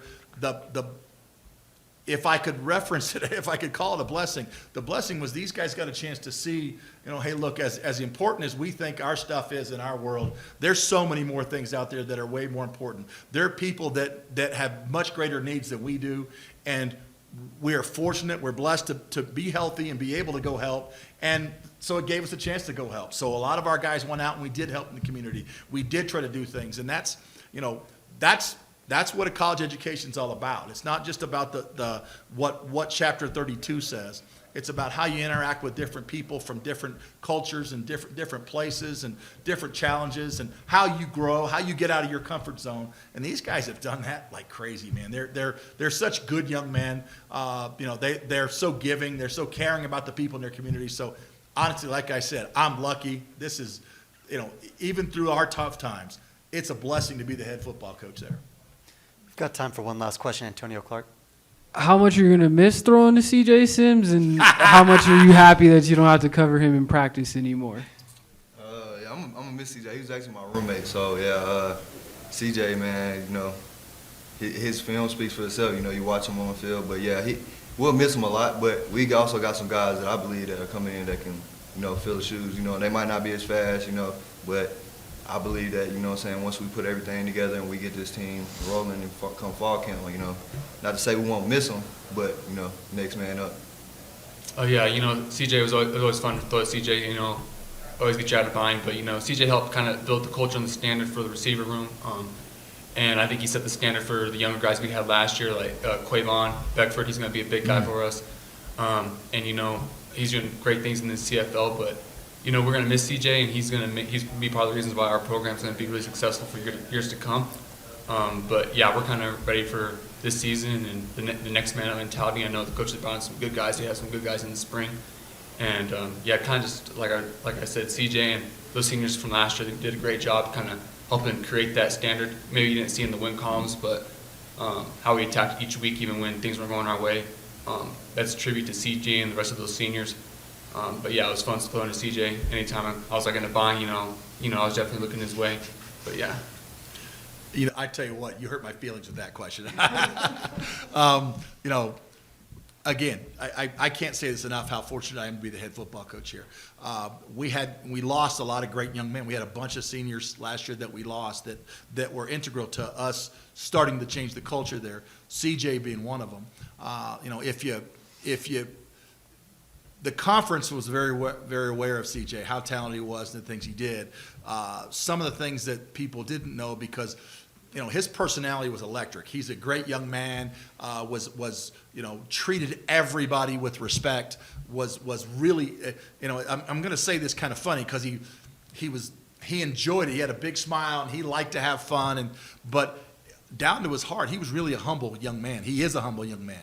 So it was neat, but I was telling somebody the story about him, one of the many stories we have about him. Last year, our ones would go, we'd be in practice and the ones would go, and you'd take them off so you're going to get the twos some reps, and the ones can get a shot of water and kind of get ready to go again. So you'd pull the ones back up and you'd say, where the heck is CJ at? And you look over, and he jogged off the field after the ones, grabbed a quick squirt of water, and went over to scout team. And he's running routes for the scout team because he just loves playing football, man. He didn't care about a rest. He wasn't worried about that. He knew that, hey, you only get so many hours a day to play the game, and I'm going to play it every second I can play it. So, how much are we going to miss him? I'll be honest with you. It's immense. He's his big personality, his loving heart, his leadership, the things he brought to the table, we're going to miss. And our hope is that we make him proud, okay? Our hope is that as we move forward, CJ Sims looks back at his experience, and he looks at what we're trying to do going forward, and CJ Sims is proud of us. Because I'm going to tell you something, man. We're proud as heck of him. So we are joined now by Colorado Mesa football. I've got head coach Miles Kochaver, wide receiver on the end, David O'Connell, and then right in the middle, front and center, Liban Shangolo. Coach K, let's just open this up with your opening remarks for the Mavs heading into the 2023 season. Oh, well, first off, appreciate you guys having us. Thanks, Zach, for keeping everything rolling smoothly and on time. But, oh, man, we're just hungry and excited for this upcoming season. You know, the way that last year went, being the first year, we just felt that we left a lot out on the table. So we went right to work. We didn't waste any time. We broke this offseason up into a few different segments, and we got after it. So these guys have responded. They've done a great job, and I'm just excited to get them on the field and, you know, just watch as these guys continue to grow as men and be able to lead each other. They're just a good group to be around, and we're excited about it. I'll open it up to the players. Kind of the same question. Liban, we'll start with you. What are your thoughts heading into the year? We're looking forward to the changes we've made. Like Coach said, we jumped right back into it, got to work in January, and we're hungry. Like we said, we feel like we left some money on the table, and it's our turn to go get it. So we've been putting in the work. We've brought on some guys to help us in some areas that we needed help, but we're ready to go, and we're excited for this fall. David, same question. I'm going to say very excited senior year, get the last one to get it going. This summer we definitely built a team atmosphere, which we didn't really have much of last year, so it's definitely putting it all together, make it a lot easier in these games. Coach, we'll jump back to you. David just kind of touched on the team atmosphere that was built last year. Entering year 2 at the helm, what are some of the biggest leaps that the Mavs have made, the Mavs program has made heading into 23? You know, the biggest thing and one that we talked about right away was consistency in everything that we do. So these guys have just really stepped up to that challenge, and it's in our day-to-day operation and everything that we do, being on time, holding each other accountable, those little things that make a difference. You know, when we finished 4-6 last year, you look at that, every single game we either had the lead or had a chance to take the lead on our last possession. So, you know, we just felt like these guys said, we left it out there on the table, but we had to really break it down and come together as a team and say, okay, if we want to win and we want to be great, these are the things that we got to do. And being tough, not just physically, but mentally. Because these guys are going through an interesting time, and everybody has different struggles that arise each and every day. And you know, that's what a lot of people don't realize. It's easy to be a student. It's easy to be an athlete. To be a student athlete and a great person, it's tough. And these guys got responsibilities that are always calling upon them, struggles at home, just different things that arise each and every day, and how I deal with it. And have a mental toughness about it, and then a physical toughness, it's going to go a long way. And that all fit into being consistent, having that routine and relying on it, relying on each other.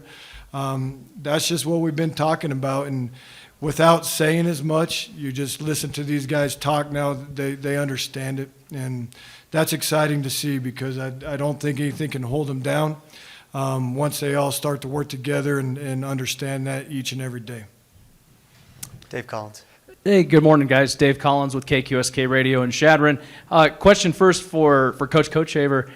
You guys you lost a star at quarterback in Hunter Karst. You transferred out. I'm curious how you guys are going to fill in that role, who you're going to put at that position and get the offense. Who's going to run the offense this year? Well, losing Hunter is obviously tough, right? But we knew that was a situation when we went in, and I just applaud him. He was very open and upfront when I got there that he would be graduating, and his initial plan was to go as a grad transfer and see what happens. So we knew that was a possibility. Then with that being said, we had 2 quarterbacks who each won 2 games last year. So we have a guy that was just as equal with Karst, that can compete at a very high level, in Gavin Herberg. And he's a competitor. He's a guy that comes from a winning program, won state championships, and he just got a little chip to him, and you love that about him. So, but it's everybody else rallying around that loss to bring it together. And I think that's for some other guys to step up in some leadership roles. So we're very excited with the chemistry in the quarterback room right now. It's just a good group that push each other. And we played 3 quarterbacks last year, so 2 guys coming back had game experience for us. And then we bring in a transfer in Leslie Richardson, and and then a young quarterback out of Rock Springs, Brock Brider.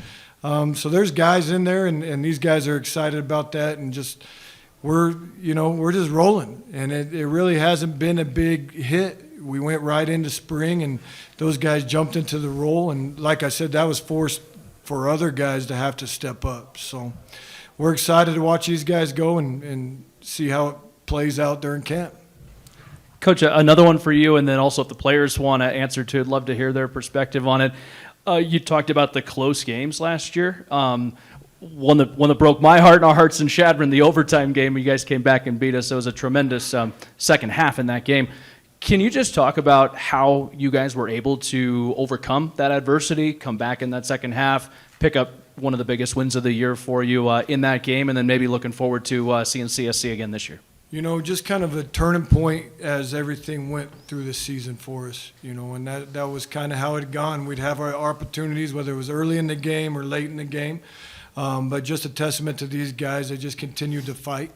and knew, even though we got down early, that we were going to have a chance. We had some guys that we could make some explosive plays. We needed to put together some stops, be able to give the offense the ball, and for Gavin to be able to step in and throw some deep balls and put it on the money, and then the defense to rise to the occasion and make some critical stops when they needed to. So just a testament to these guys and their work. They never gave up. And, when you're going through a tough season, you worry about that. Are they going to quit? And never even was a question. We went to work each and every day, and we do things early. And these guys got to be dedicated and make it a priority so that we get the most out of every single morning. And they did. Guys continued to show up and put in the work, and then it played out well for us those last couple games.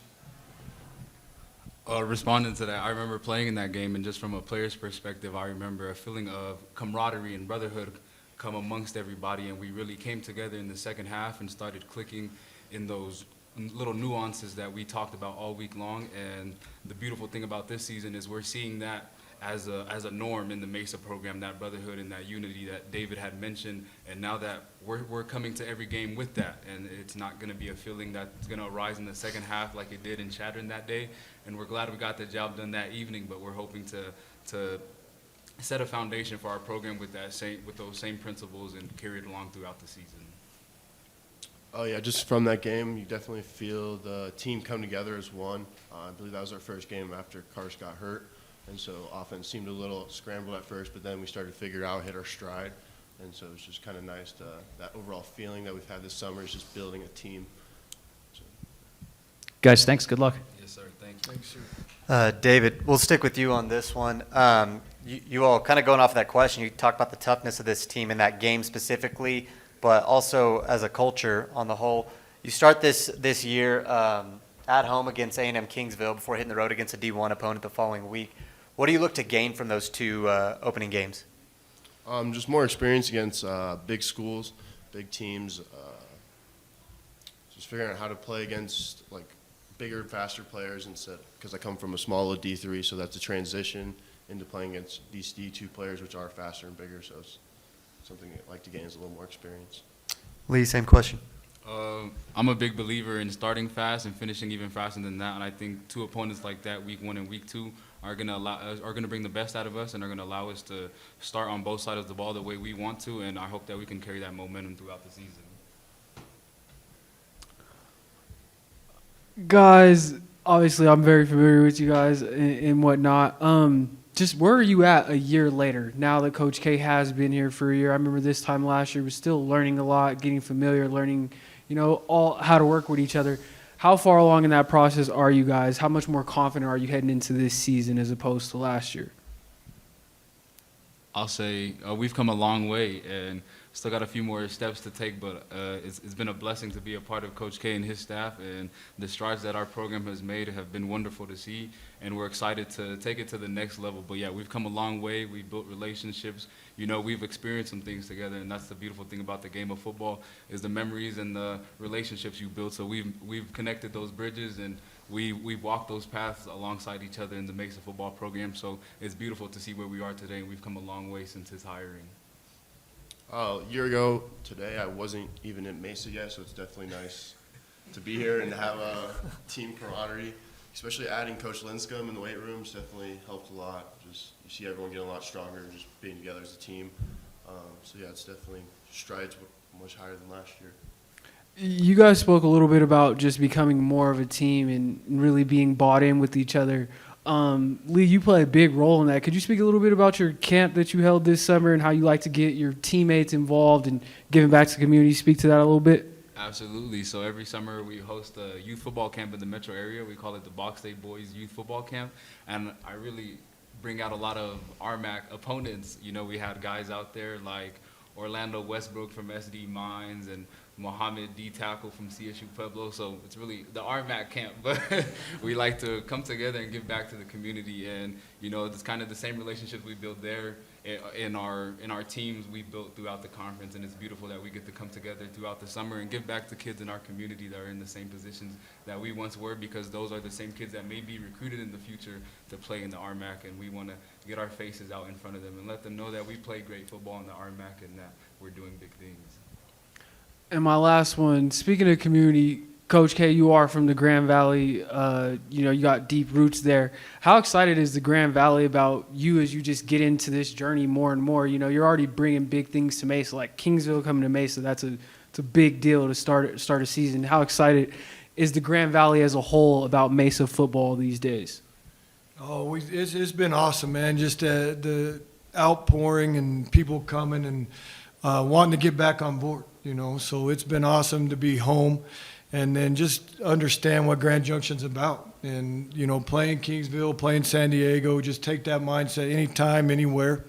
And the Valley embraces that, and they want to be a part of it, and they want to see these guys succeed. And, so being able to bring that back and just watch these guys interact with the community, I think it's just been awesome to be able to get these guys involved, whether it's Challengers baseball, community service projects, just these guys being in the community, just, brings some joy to my heart. So it's awesome to be able to watch them, and we're excited, man, and the Valley's pumped right now.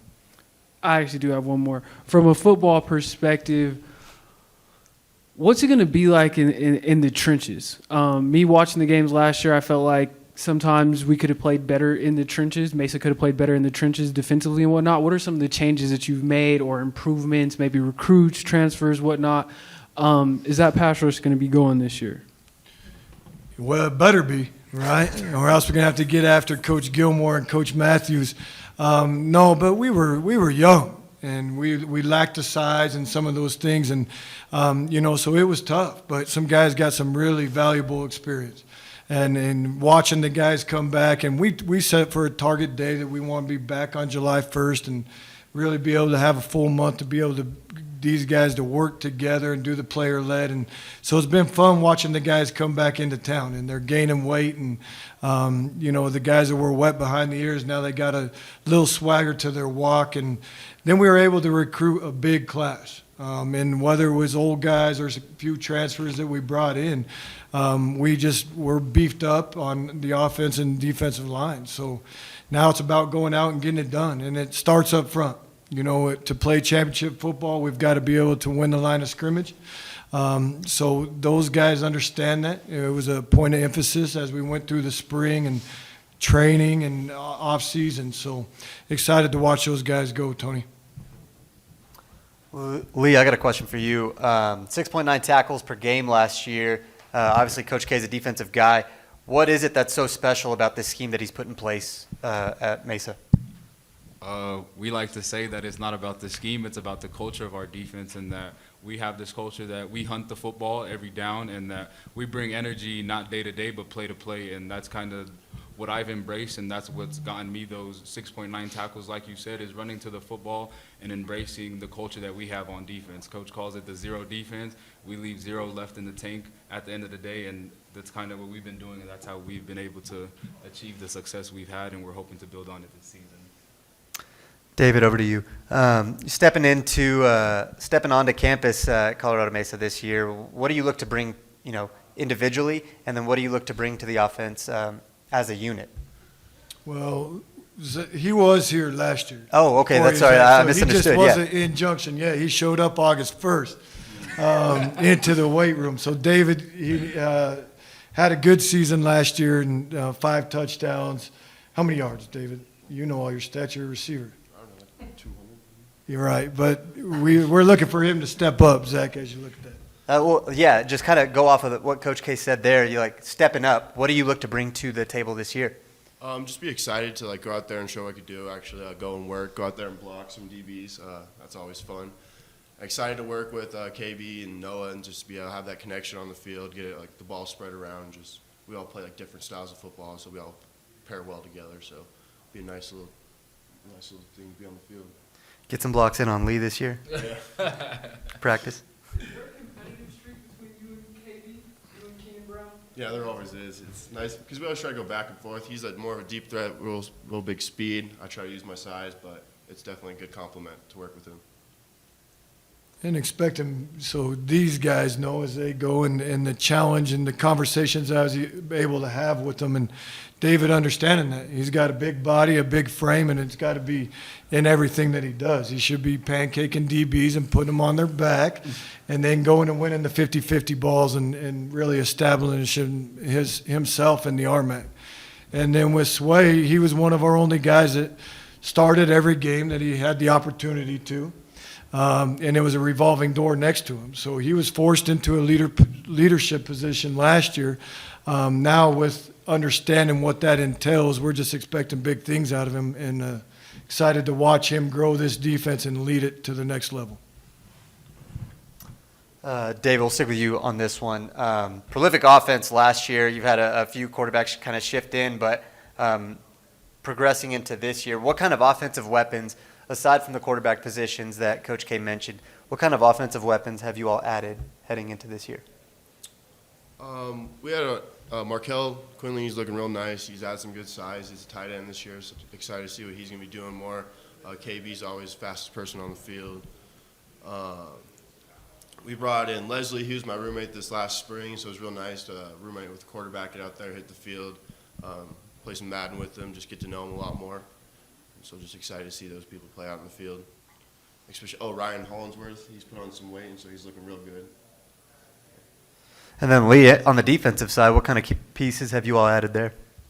On the defensive side of the ball, I'd say we're growing in the box, like Coach said. We recruited in the trenches. We beefed up on the D-line. Linebacking core, we've added some guys.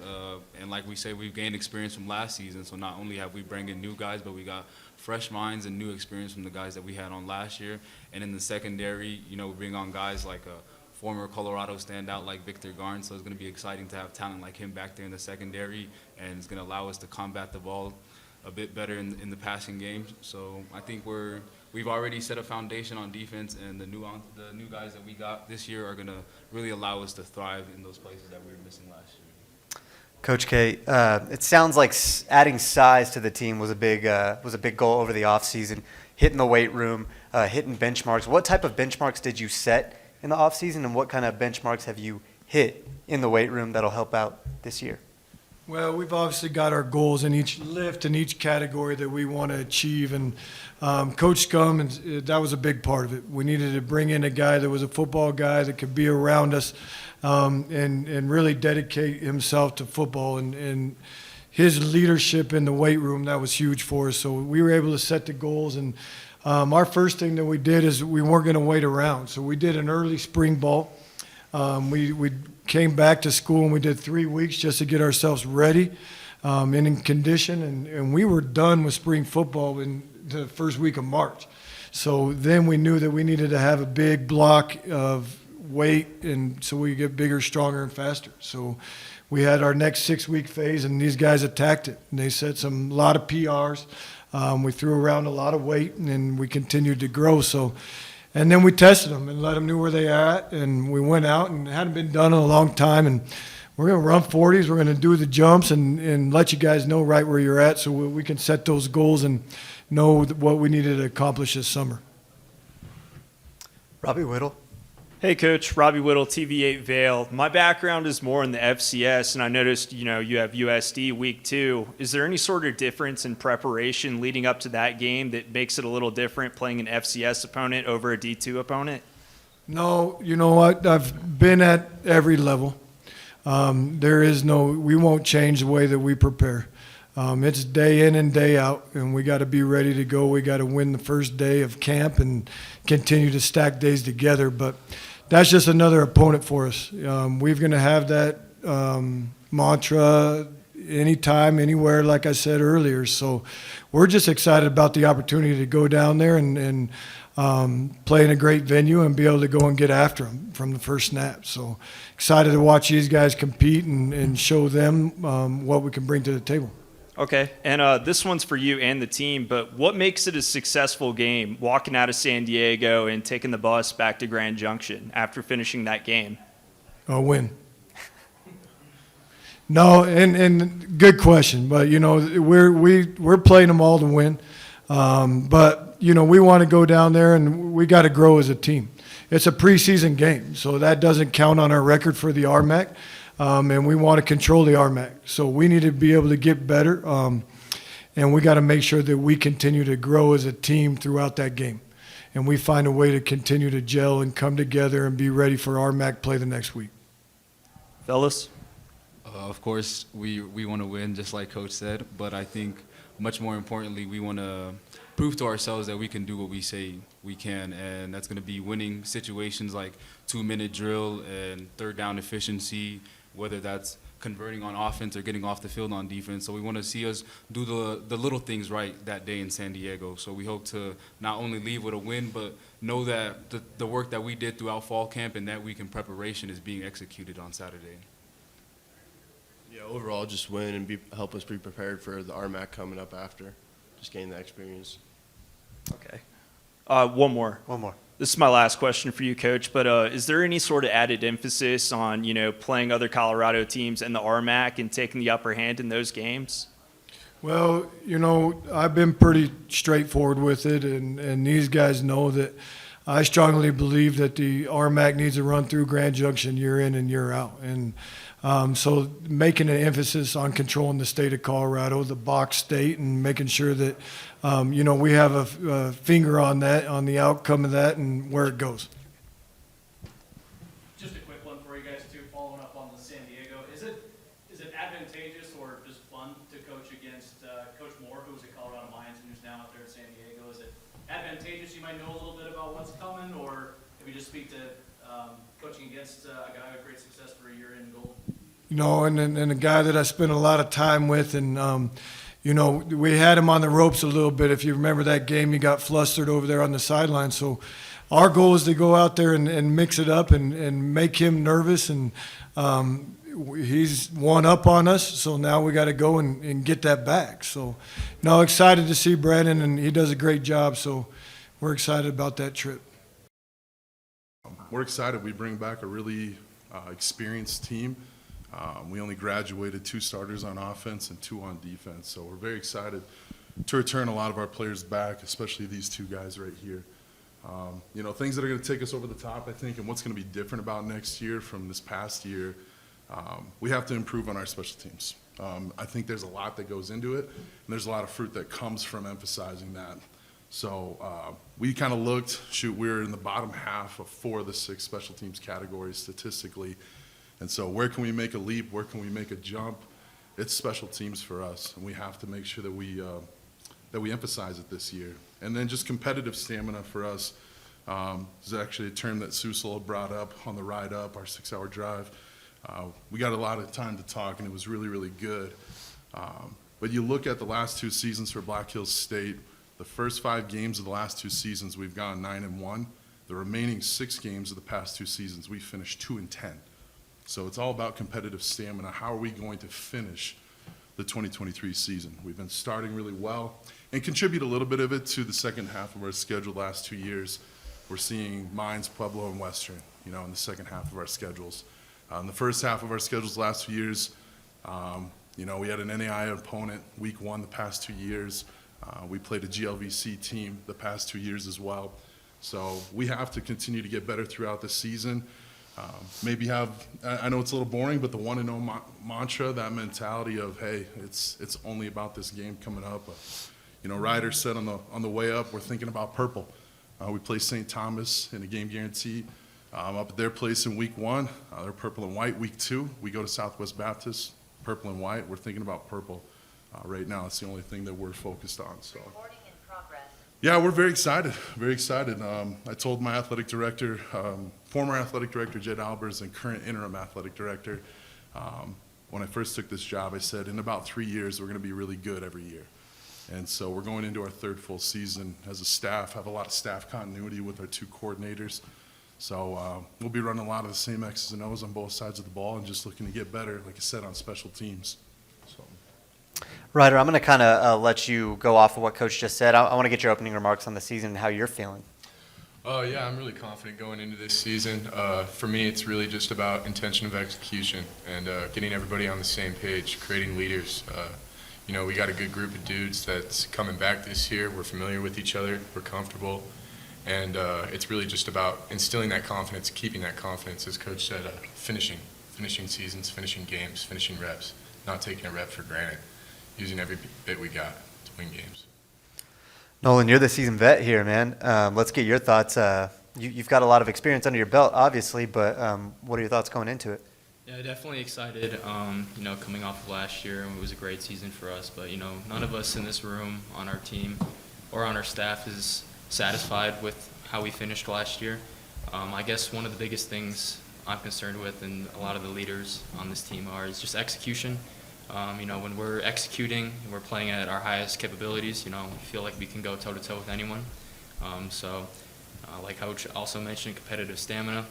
If we're executing and we're remaining competitive all season long, I think that's going to make the difference whether we're continuing playing in late November. Nolan, I did a little bit of my homework, so I know that you were redshirting like my senior year playing, which is way back in 2018. What's kept you at Black Hills? Like what keeps you going? I'm sure you've had other guys that came in with that could have still been playing that decided to go live their lives. What about this coaching staff and what you guys are building brought you back for this last year? Yeah, that's a great question. I've never really been able to speak upon that, but there's a lot of guys still on our team from my class that have decided to stick it out year after year, and using our last eligibility or last season.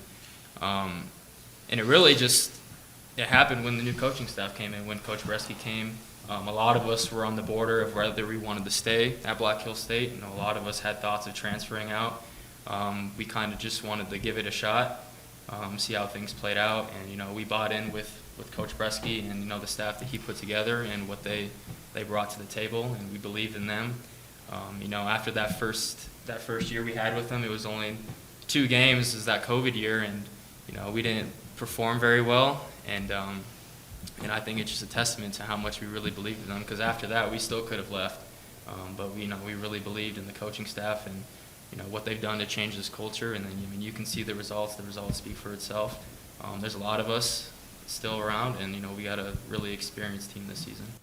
And with this kind of being the culmination of all that, what would be the perfect way to end this last year for you? Obviously, everyone has, the goals of at the end of the season to put a ring on your finger, to raise those trophies, to make it into the postseason. I think everyone has that goal. I think that's definitely something in the back of our mind, but, at the same time, big picture, small picture, you gotta, like the mantra, 1-0 at a time. I feel like that really hurt us last year. We started 5-0. The season was in our hands. We go and drop 2 close ones, 3-point differential combined in both games, and that really kind of just killed our chances. We got to just, remain competitive, remain focused on the team and the task at hand every week, and I think that's going to pay dividends come the end of the year.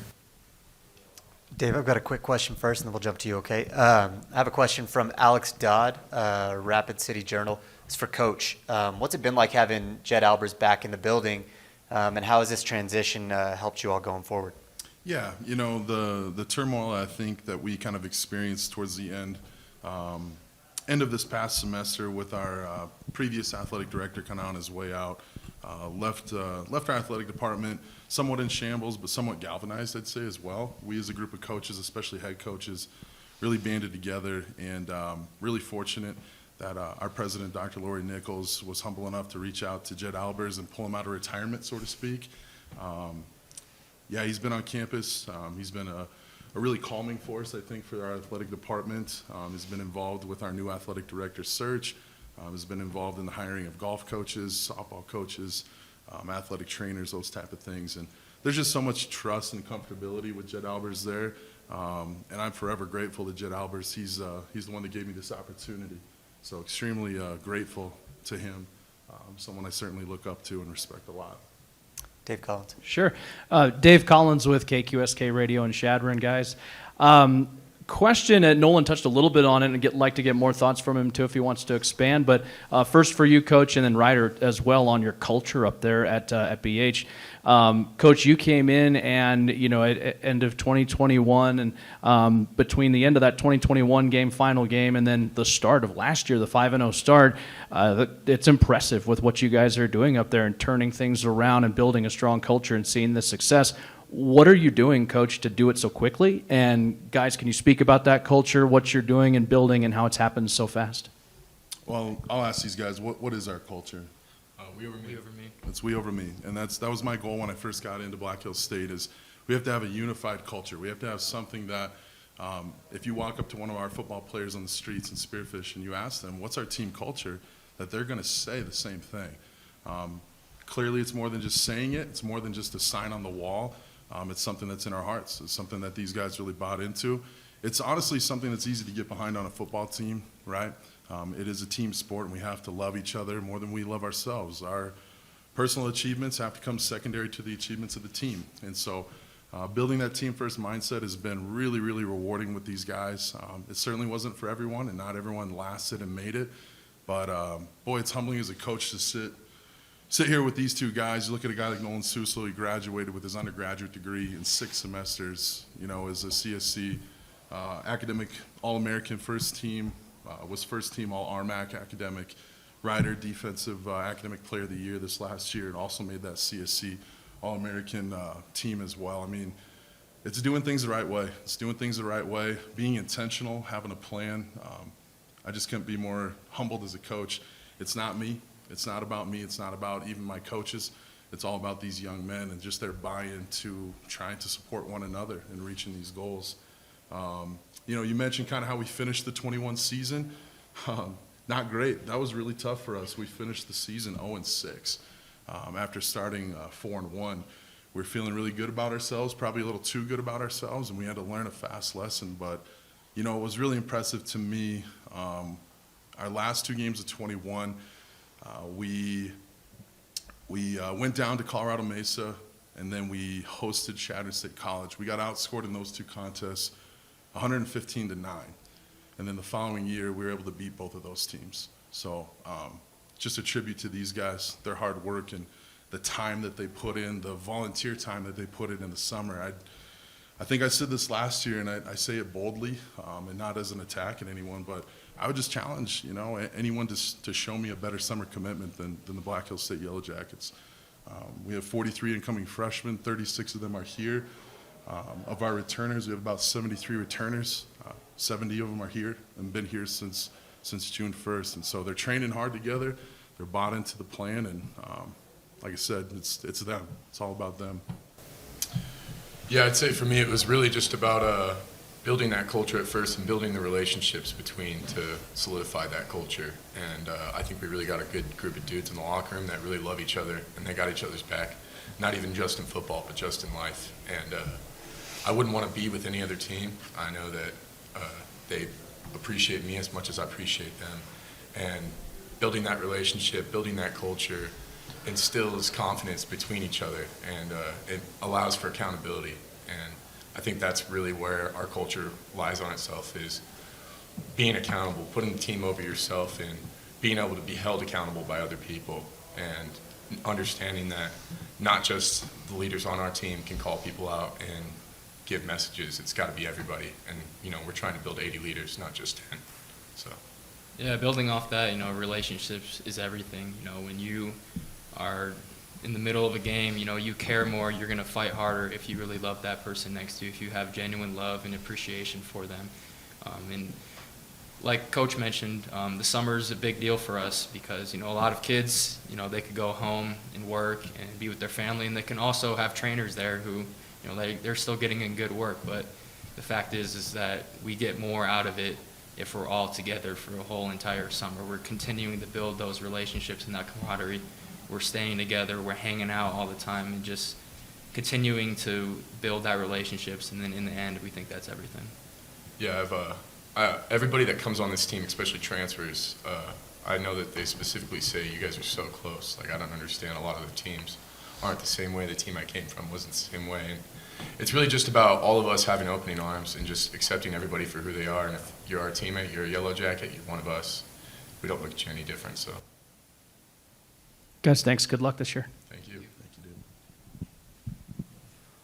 Hey guys, Robbie Whittle, TV8 Vail. So a lot of positive thoughts and words on summer training so far. And Coach, as you mentioned, that back half of the season, you want to see improvement when it comes to stamina. In summer's probably perhaps one of the most crucial times to build up that back half of the season, in my opinion, in terms of stamina. How much more confident are you guys this year that you can build up that back half of the season this year based on your summer training so far, and compared to years past? Certainly, what's going to be different, right? What's going to change? I think we started off this past season 5-0. We had a pretty big win for our program in week 5 at South Dakota Mines. Obviously, the battle for the home stake trophy is a huge deal to us, a huge deal to me being a former Yellow Jacket. I know it's very, very important to these guys. We got a little high with the highs. We certainly got a little high with the highs, and guess what? The next week, we had to make the trip down to Las Vegas, New Mexico. We played in a rain game. And I think we got the cart ahead of the horse. And, as a coach, having that feel, I certainly warned these guys before the game, and we just let our guard down. And CJ Sims had a wonderful day, and Coach Ron and his staff did a wonderful job, and, they beat us. And it was a huge deal to our program. It was a big letdown, long ride home, a lot to think about. What's going to be different this year? I honestly think that the special teams are going to carry us, and I don't want to beat a dead horse here, but we were really poor in that area, and I take full responsibility for it. I know my coaches at home are probably watching, and Coach Cervantes, I'm not calling you out. You're my guy. I have to do a better job emphasizing the importance of that with these guys. We had a pretty, I'd say, clutch meeting a couple Tuesdays ago where I pulled my 12 leaders together and said, what goal do you guys want to set for this season? We set a lofty goal. And I asked the same question, what's going to be different? And they gave me a lot of good feedback. We need to practice more intense. We need to practice more intentionally. We need to be more physical at practice. A lot of things surrounding practice and practice habits. And then special teams came up. And we just got to get a lot of guys in the front of the line. We have enough young guys hiding in the back. And one dude I always see, if we're running a drill and there's not enough guys that are jumping up front, our starting will linebacker jumps to the front, and Nolan does the same thing. And, I think he takes more reps in our special teams drills than anybody. And is it fair? No. We have to train everyone, and we have to put a larger emphasis on that third of the football game. It's been hurting us. I think it'll carry us to the latter half of the season. Yeah, I'd say the one thing that could help us, especially just finishing in general, is go back to intention of execution and really taking every rep you get for granted and not wasting any time you have together as a team, as a player, taking your reps, even in the weight room, every day. Make sure you go 1-0 with the 1-0 mindset mentality. So. And real quick, Coach kind of touched on it, but it's important to know how to handle a loss, how to improve and how to move forward. But it's also important to know how to win, and I feel like that's something that in the past, Black Hill State hasn't had much experience in. The last 2 years, starting 4-1, starting 5-0, we began to know how it feels how to win. But we need to continue to grow in that we're not riding off the emotional high, that we can bring it back down and focus for the next opponent. Because I always say at the RMAC's full of parity, anyone can get anyone. Anyone has the other team's number any given day, any given Saturday. So it's important to really, even though you're winning, even though 5-0, it was the best start in 50-plus years for our program, that we have to, bring it back down and get ready for the next opponent. Can you just speak to the status of the quarterback position? Is Eben coming back? Will he be the starter again next year? Chance Eben graduated. He did. He graduated and has moved on from the program. That's a great question. That's a question I think a lot of people are going to be asking of us. Certainly feel like we had good quarterback play, I feel like, in 21 and 22. Aiden Willard also graduated. I think Aiden probably would have finished the season as a starter had he not broken his ribs in the Shattern State game. Pretty physical game. That was a really physical game for all the quarterbacks in that game. Chance did a great job coming in and helping us finish that season. But we're moving in a different direction. This mid-year, we're able to sign 2 mid-year transfers. We signed Jake Blair, who's a freshman from Oregon State. He was with us for spring ball. We signed Tanner Clarkson, he's got 1 year left to play. He's a graduate transfer from Northwest Oklahoma State. He's got a lot of experience starting for the Red Raiders. And then our redshirt freshman, I know Jackson Minor, you see these guys nodding their heads over here. Jackson Minor redshirted with us this past fall. He's from Santa Clarita, California. He's a Golden Valley kid. If Jackson walked in the room right now, you'd probably think he was a hockey player or something like that. He's got a nice little Gardner Minshew mustache. But the kid makes some incredible throws at practice. He got to run the scout team this last year against a defense that was second in the league in defensive scoring. I think Jackson's going to push to be a starter. I think Tanner's going to have that opportunity as well. And then Jake Blair, the freshman from Oregon State, missed a little bit of spring with an ankle, missed a number of practices. So I'm excited to see what Jake's going to bring to the table. But you will see a new quarterback starting that you have never seen start before at Black Hills. We've got time for one more question from Tony. Two-pronged question. Does having a guy like Nolan make you more comfortable with moving a new guy in, knowing that he'll have that veteran in the backfield? And then who wins when you two do go at it in the special teams drills? Oh, it's me every rep. I win every rep. Depends what it is. You see this hair here? I think that explains everything, right? No. Both of these guys are extremely dependable. And, there's a lot of inner workings, I think, within our team and stories that aren't for today. But these guys have had to make some really tough decisions as far as, the standard of our team and our people on the team meeting that standard. And we've had to make some really hard decisions. These guys have been a big catalyst to that. But when it comes to Nolan specifically, Nolan was third in the conference for rush yards per game behind Michael Zeman and who was the second? I can't remember. I'm losing it. Josh Cummings. And so Nolan brings a ton of experience to the table. I think one thing that we forget about Nolan is he catches the ball really, really well. Had a lot of receiving yards, receiving touchdowns, had a passing touchdown last year.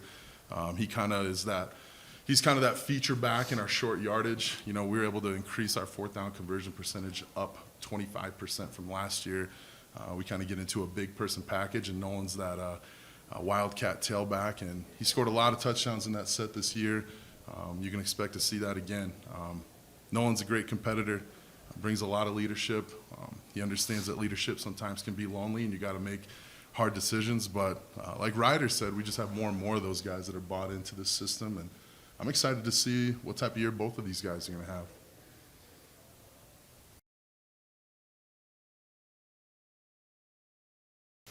have. We're joined now by South Dakota Mines, the Hard Rockers. We've got head coach Charlie Floor. We've got offensive lineman Connor Smith. And then we've got defensive back punter combo Casey Knutson. Coach, let's just open this up with your thoughts heading into the 2023 season. Thank you. First of all, I just want to extend some thank yous. Commissioner Graham and the RMAC, thanks for everything. This weekend has been great for us. The experience that our student athletes and myself were able to have yesterday at the Children's Hospital in Aurora, phenomenal. So we greatly appreciate that. And then our experience last night at Top Golf, again, just to give us an opportunity to meet one another, see the other student athletes here in the conference, get to see some of the other coaches. We don't get to do that enough, and great experience. So I really commend you and your staff for that. Also want to say thank you to our president, Dr. Rankin, our director of athletics, Joel Lucan, for again giving me the honor and privilege of being the head football coach here at South Dakota Mines. We got great kids, and love to be their representative. So that's been great. Extremely proud of our kids. They continue to really show their commitment not only to the program but to being a true student athlete.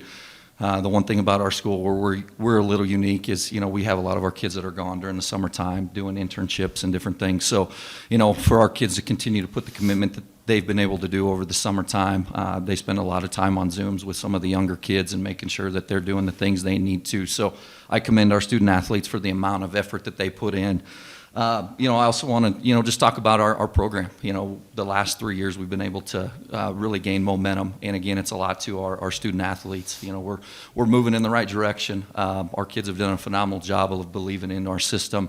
Got a great staff. We're going on year 3 with the same staff from my standpoint, which, in my opinion, continuity within a program is one of the top things, as well as loyalty. And I know our staff has a lot of faith and trust within our student athletes, and hopefully we get that back from them. So just really excited about going into the 2023 season and seeing where our 8 seniors are going to lead us. We are going to be a little bit young of a football team this year, but our leadership council, our 8 seniors, we feel have really bought into the system, into our culture, and what we're trying to achieve, and just really excited about this season. Connor, I'm gonna jump to you first. I want to hear your thoughts heading into the 2023 campaign. Really excited. Obviously, with every year is different teams, so we're just really focused on trying to build on the past few years. And we've been saying like the past is in the past now. We can't really worry about what we did the past few years, but try to use that to guide ourselves into the future. And we're really excited moving forward. Casey, same question. Yeah, we're also very excited. We've got a bunch of young kids that are stepping up and being able to start to be leaders, be vocal on the field. We lost a lot of people on defense, but we also still have a lot of experience. They are young, but they've been playing a lot with us, so we're just able to keep growing that chemistry between all of us.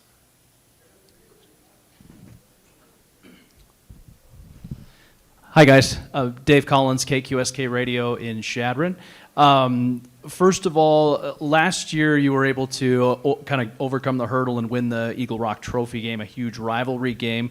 And you guys as graduate students have been around for quite a while with that rivalry matchup, and Coach Floor in your 3rd year. Just curious how big of a win that was for you, and you feel in the program winning a big rivalry game like that as part of a really successful season. I'll go ahead and start. Rivalry games are fun. We've got a few of them within the conference. Where it was really special for me is seeing those kids being able to hold up the trophy, especially our seniors. We had 17 great seniors last year, and they knew it was going to be their last game wearing the Hard Rocker uniform. And for us to be able to do that on our home field on senior day, really, we felt maybe gave us momentum into our off season. Sustaining that trophy, was big for us in our program. But it's football. You got to show up every single day and play. We're starting to gain momentum in our program, and you got to show up and play every single day because we do play in a very tough league. But I feel from my standpoint, it really kind of got the monkey off the back with us in that football game. And we know we got to go down there this year, and it's going to be their senior day, and we're going to have a tough challenge down there. Yeah, kind of what Coach said, how we were going into it as the last game of the season, so it's kind of cool to last game of the season win it on home turf, and I think it is a big thing though, because now it's done, that we don't have to worry about it every year saying, hey, we've never won this. So now going into this next year, we won't have to be worrying about that. We kind of take it as another game. Yeah, it was definitely big for us because as a defense, we were kind of talking. We had never even really seen the trophy just because we had never won it. It was always on your guys' sideline. And so that was just kind of our goal. We had 17 seniors, like we said, where we wanted to be able to hold up that trophy on senior day for them at home, and that was just a big accomplishment for us. One more, guys, too. You have an incredible offense up there. You've been putting up a lot of yards, a lot of points.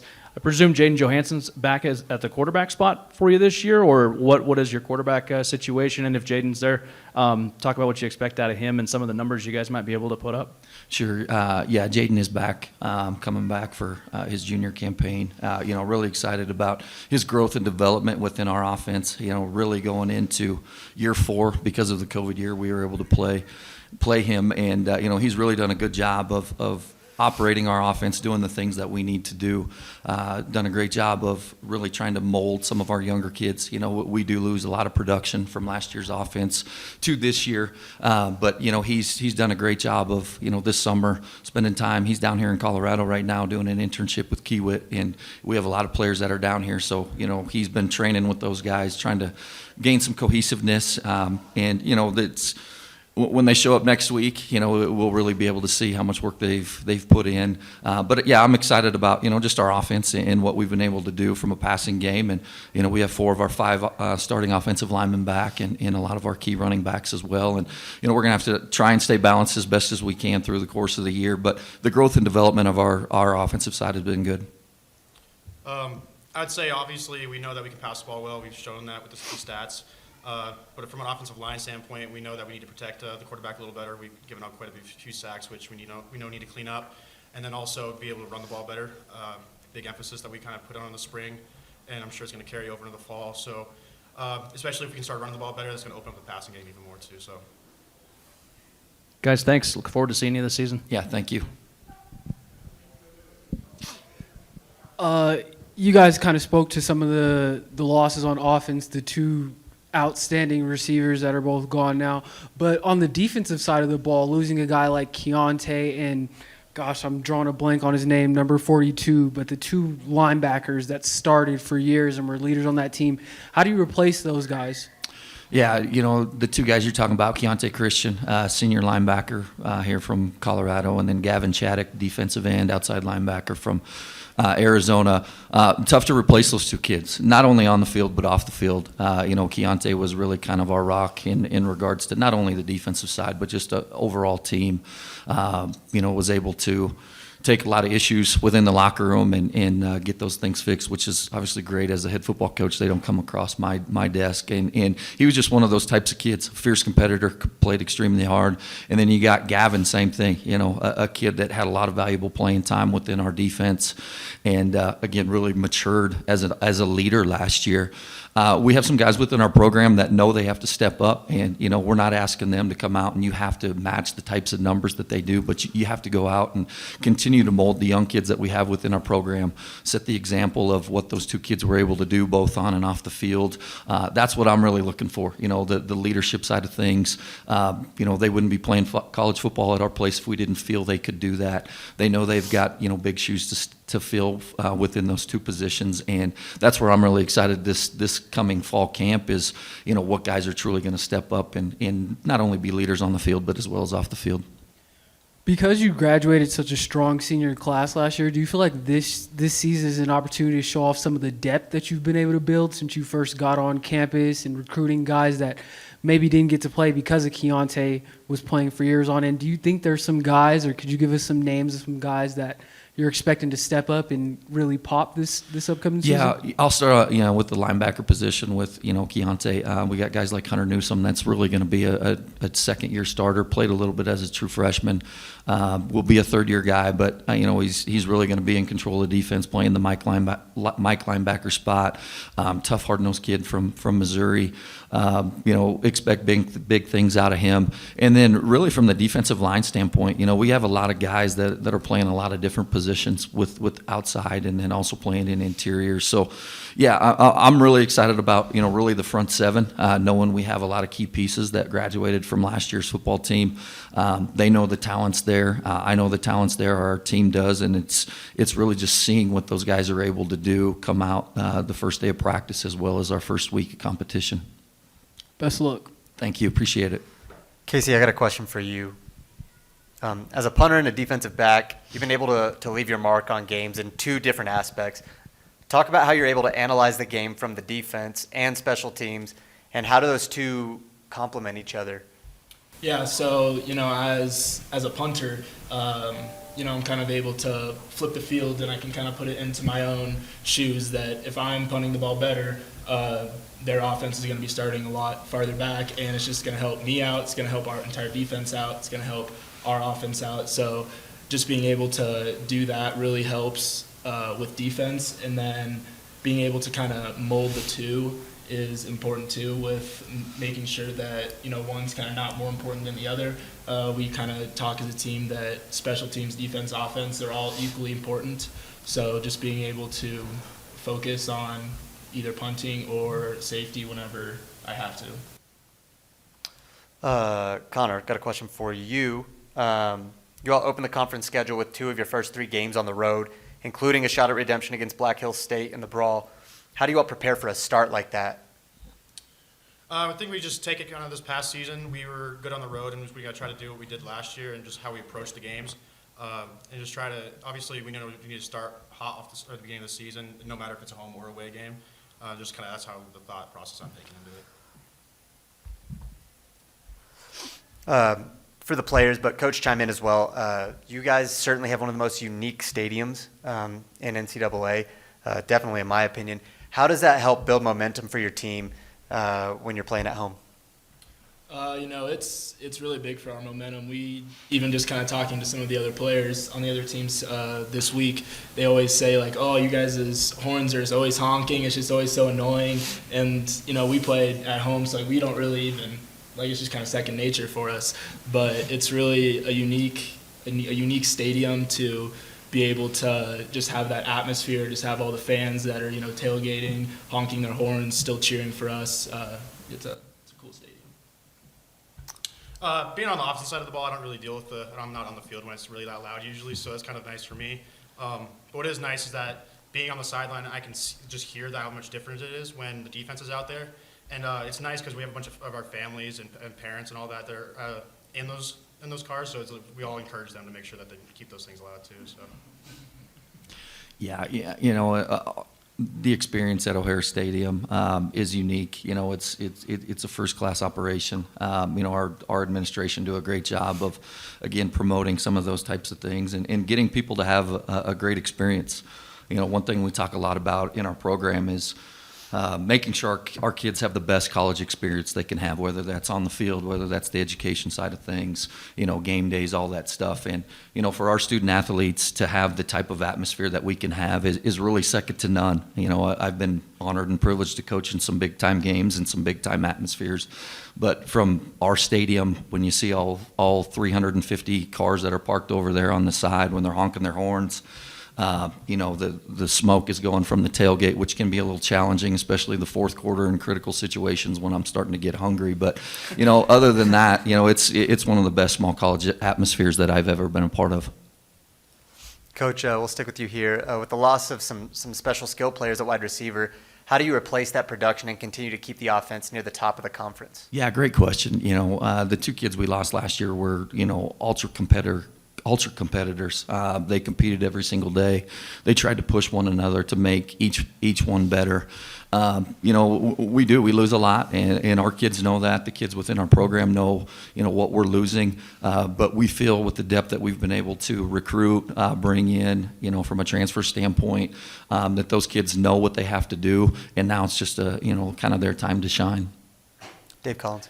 One for Coach Floor. Coach, you guys have really built up in the last few years some success up there at South Dakota School of Mines, and a testament to the order that we're going in today. The teams that go last are towards the top of the standings, so it proves that. And I'm curious if your ascension of this program is on the schedule that you had kind of set when you took the job, or are you guys ahead of schedule? It's going in the northerly right direction, but is it on schedule, ahead of schedule? Great question. I get that question asked a lot. Really, it's year 4 for me. You know, nobody wanted to start out the 2020 season the way we did, and you know, so I really, you know, don't kind of count that. But that was a huge year for us in our program. Even though we were only to play 4 games, you know, we went 2-2. This, you know, in 21 we went 6-5. This past year we were 7-4, and you know, again, you know, most programs have that kind of 3 to 5 year plan in what it is. So, you know, from my standpoint, very happy with where we're at, but no, there's so much more potential within our program. Our administration has been great, you know, and that's why I referred to Dr. Rankin and Joe Lucan for the, you know, the help and support that our schools continue to give us. You know, our alumni base has been phenomenal. We're starting to do more within our program that we feel is going to help us take the next step. You know, it's all about the kids. You know, the kids have really bought into everything, and we're going to take our program as far as our players want us to take us. And if they want to continue to push the envelope and do more things to make us competitive, you know, I've got to do everything I can to make sure that they're getting that. So, you know, very happy with where we're at, but no, there's a lot more potential out there. Jump with Connor, and then we'll go over to Casey after that. But Connor, you all led the league and finished top 15 in the nation for fewest penalties last year. How has Coach Floor instilled this disciplined mindset with this team?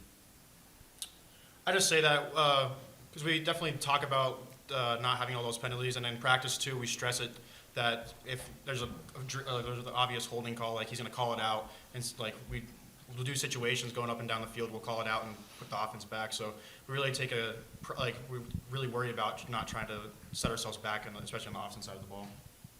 Casey, same question. Yeah, so for defense, we just always kind of emphasize being disciplined and how we're able to use our technique and be able to, you know, not have holding calls, not have defensive pass interferences, just because those are real drive killers for a defense. Having an automatic first down and like a 15-yard penalty just really sets an offense in motion, and that's what you don't want as a defense. So obviously limiting those as much as we can is always a big emphasis at practice and in games. Connor, I got a question for you. Last year, the offensive line was relatively inexperienced in some starters and with the depth. But this year, a lot of those same guys are back with experience this time. How crucial is it being able to take a step forward as a position group? I think it's going to be huge because we're obviously more comfortable with each other now, and also just being more vocal on the line, like in the game, being able to communicate with each other, coming off the sideline, communicating with each other, not being so worried about like stepping on each other's toes, and then also understanding the playbook and like what we're trying to accomplish with certain plays. I think it's definitely huge with our group coming back, and it's just a big part. Just keep communicating with each other. Casey, you had the opportunity to visit the Children's Hospital yesterday.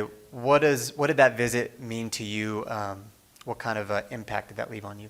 Yeah, so the Children's Hospital is just a really humbling experience, honestly. We were able to go into the bone marrow transplant floor. So a lot of those kids, we had to wear masks, gown up, just because they're very susceptible to some of those diseases. And just seeing like how tough those kids are, and that how blessed we are to be able to play the game that we love while these kids are fighting for their lives, and just for them to be able to do it with a smile on their face, see some of the things that they're able to do still. One of the girls had a piano in her room. Another kid had a PS5, and he was just kind of playing all morning, and just be able to see them still be able to have fun and enjoy life while they're still fighting for their lives was a really humbling experience. Connor, same question to you. How impactful was yesterday?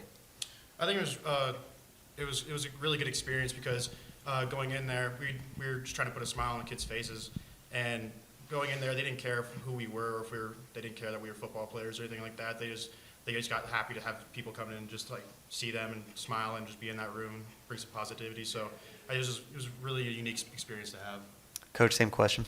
Yeah, what a great experience. As coaches, we were able to do some arts and crafts time. So, I was able to pull out some of my first grade and kindergarten skills with cutting and coloring and different things. But it was great, the experience that our coaches were able to have. A lot of great conversations with the kids there, and as well as their parents, and, just again talking through life things, and great experience, like Casey mentioned, very humbling, knowing that those kids are in tough and difficult situations, and and we're able to go in there and really pick their spirits up. So again, I really commend the RMAC for giving us and our student athletes an opportunity to go there. Any other questions? Gentlemen, good luck this year. Appreciate it. Thank you very much. Thank you. Thank you. I'm joined now by Western Colorado football. I've got head coach Jazz Baines. I've got linebacker Wyatt Burr and wide receiver / punter Cole Reeders. Coach Baines, why don't you kick us off with your opening remarks heading into the 2023 season? Yeah, I'm assuming I didn't get a chance to sit in for everybody's, but I'm assuming the word excited is being thrown around a lot. I think we're no different. Looking forward to getting started here next week, and seeing what these guys have done since last December. And we're just looking forward to getting started with a new team, and a lot of returning players and a lot of new players as well. And just looking forward to getting started and getting the season underway, and kind of seeing what this team is all about. So we're looking forward to it. Wyatt, I'm going to jump over to you, but then Cole, I'll give you a shot right after that. But Wyatt, give me your thoughts heading into the season. Yeah, pretty much the same. Like what Coach said, every team's excited. Everyone's got belief in their own guys. I really liked and felt really good about how we ended the spring. We had a lot of good, positive energy, and just pretty excited. Cole, same question. Yeah, I was going to say how we ended last season left a little bit of a sour taste in our mouth. We didn't end quite the way we wanted to, and we have a lot higher expectations for ourselves. So we're all really fired up going into this season, expecting a lot more out of ourselves. Coach Baines, we'll jump back over to you for this one. 3.2 sacks per game last year as a defense. How will you look to dial up another defense that's able to hurry offenses and force them into uncomfortable possessions? Yeah, I think Coach Todd Hours, our defensive coordinator, he's been around our conference 20-plus years. And, I mean, he's always done an incredible job and you know, does a great job preparing those guys. Defensive staff is, you know, they've done a good job in getting those guys ready. I think just our style of play and kind of what we do, not, you know, trying to allow the offense to dictate the game. You know, we're trying to call things to kind of force their hand, you know. So sometimes we go into games and there's a lot of things that potentially an offense might not be able to run against us just because of the way we play our defense and, you know, our style of defense with our fronts and blitzes and those things. And, you know, it's funny talking to other coaches, you know, they're always saying, oh, well, all you guys do is blitz on defense. And it's pretty true, I would say. You know, we're slanting and stunting and blitzing and moving all the time. You know, it's you watch us, if you're a spectator, you know, it looks like there's 11 guys just kind of standing around. You know, and then all of a sudden they're going to a lot of different places very fast, you know, the ball snaps. So it's fun, exciting.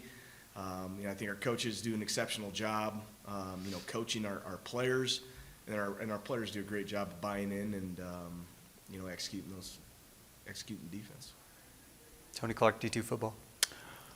Coach Baines, how do you replace a backfield duo like Connor Desch and Josh Cummings, not just from a production standpoint, but just a leadership standpoint? Those guys started a lot of games. They won a lot of games. They were kind of the catalyst as the whole program is taking that step into the next level. One, how do you replace those guys? And two, just how much are you going to miss them, not just necessarily statistically, but leadership-wise?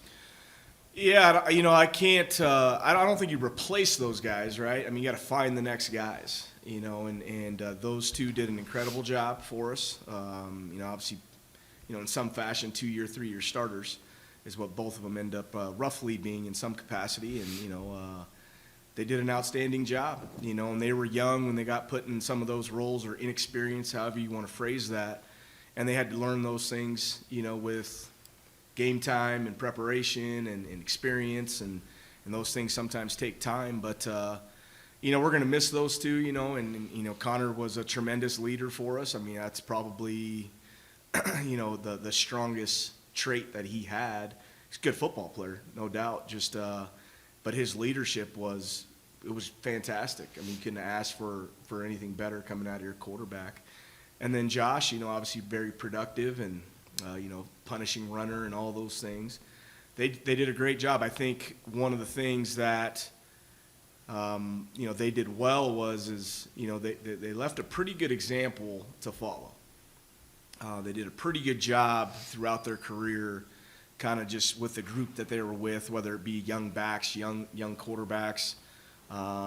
They did a good job of, you know, the expectations and kind of our culture and what we do. And, you know, everybody's got different leadership styles, you know, but as far as the expectation part of those positions, what's expected from them in the room, you know, around the program, you know, being the first ones out, or, you know, staying after practice and throwing extra balls, whatever those things are, I think they did a good job of showing that, you know, to some of the other guys that are in the program. So, and hopefully that continues, you know, and you know, we got some other guys that were around those guys for a few years, so they know they've been a part of it as well. But hard to replace those guys, but, you know, it's get a new crop of players, and, you know, some other guys get bigger opportunities to step up and embrace some larger roles, you know, on our team, and I think they're excited to do it. So, speaking of bigger opportunities and roles, right near the end of the season, am I pronouncing his name right? Cy Hope? Cy. Yeah. Cy really came on near the end of the season. How much should we be expecting to see him, you know, just taking that next step? I saw that Mines game. He went crazy. I'm expecting big things. Are you as well? You know, Cy was he was a safety in the program, and we had talked a couple times just about potentially moving him to an outside backer position. And, you know, last year Wyatt had an injury, so he was out last season, and you know, we just weren't getting the production that we were looking for, and you know, we felt pretty good about where we were at in secondary with those guys playing. It's like, okay, we got to find a way for this guy on the field. And I think it was around middle of the season, roughly, you know, somewhere around Black Hills or so. Yeah, right around that time period. We kind of moved him and just said, you know, we're going to play him, and they fit into our defense, and all of a sudden, he's extremely productive in those things. So as far as seeing them, yeah, I mean, he's going to play, and, you got Wyatt coming back, and, Wyatt was an all-conference player in 2021, and, excited to have both of them on the field. And then we actually gained Trevor Reeders back that actually wasn't playing for us last year. He was actually in grad school at Colorado School of Mines, so he graduated back in 21 and from us, and then went to grad school. He's finishing, and he'll be back. So now we get 3 guys back that have a lot of experience, along with some other guys. But it's going to be a competitive room. It's going to be fun to watch these guys perform and compete and get better, and there'll be a lot of competition, so it's going to be a lot of fun.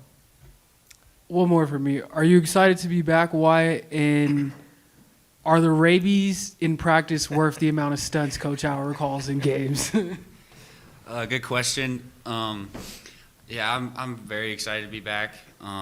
Last year, I've learned a lot just sitting out and helping the team in different ways, not necessarily being on the field, but helping the guys, coaching them up and stuff like that. So I'm really excited, and the rabies for sure help with all the blitzing that we do.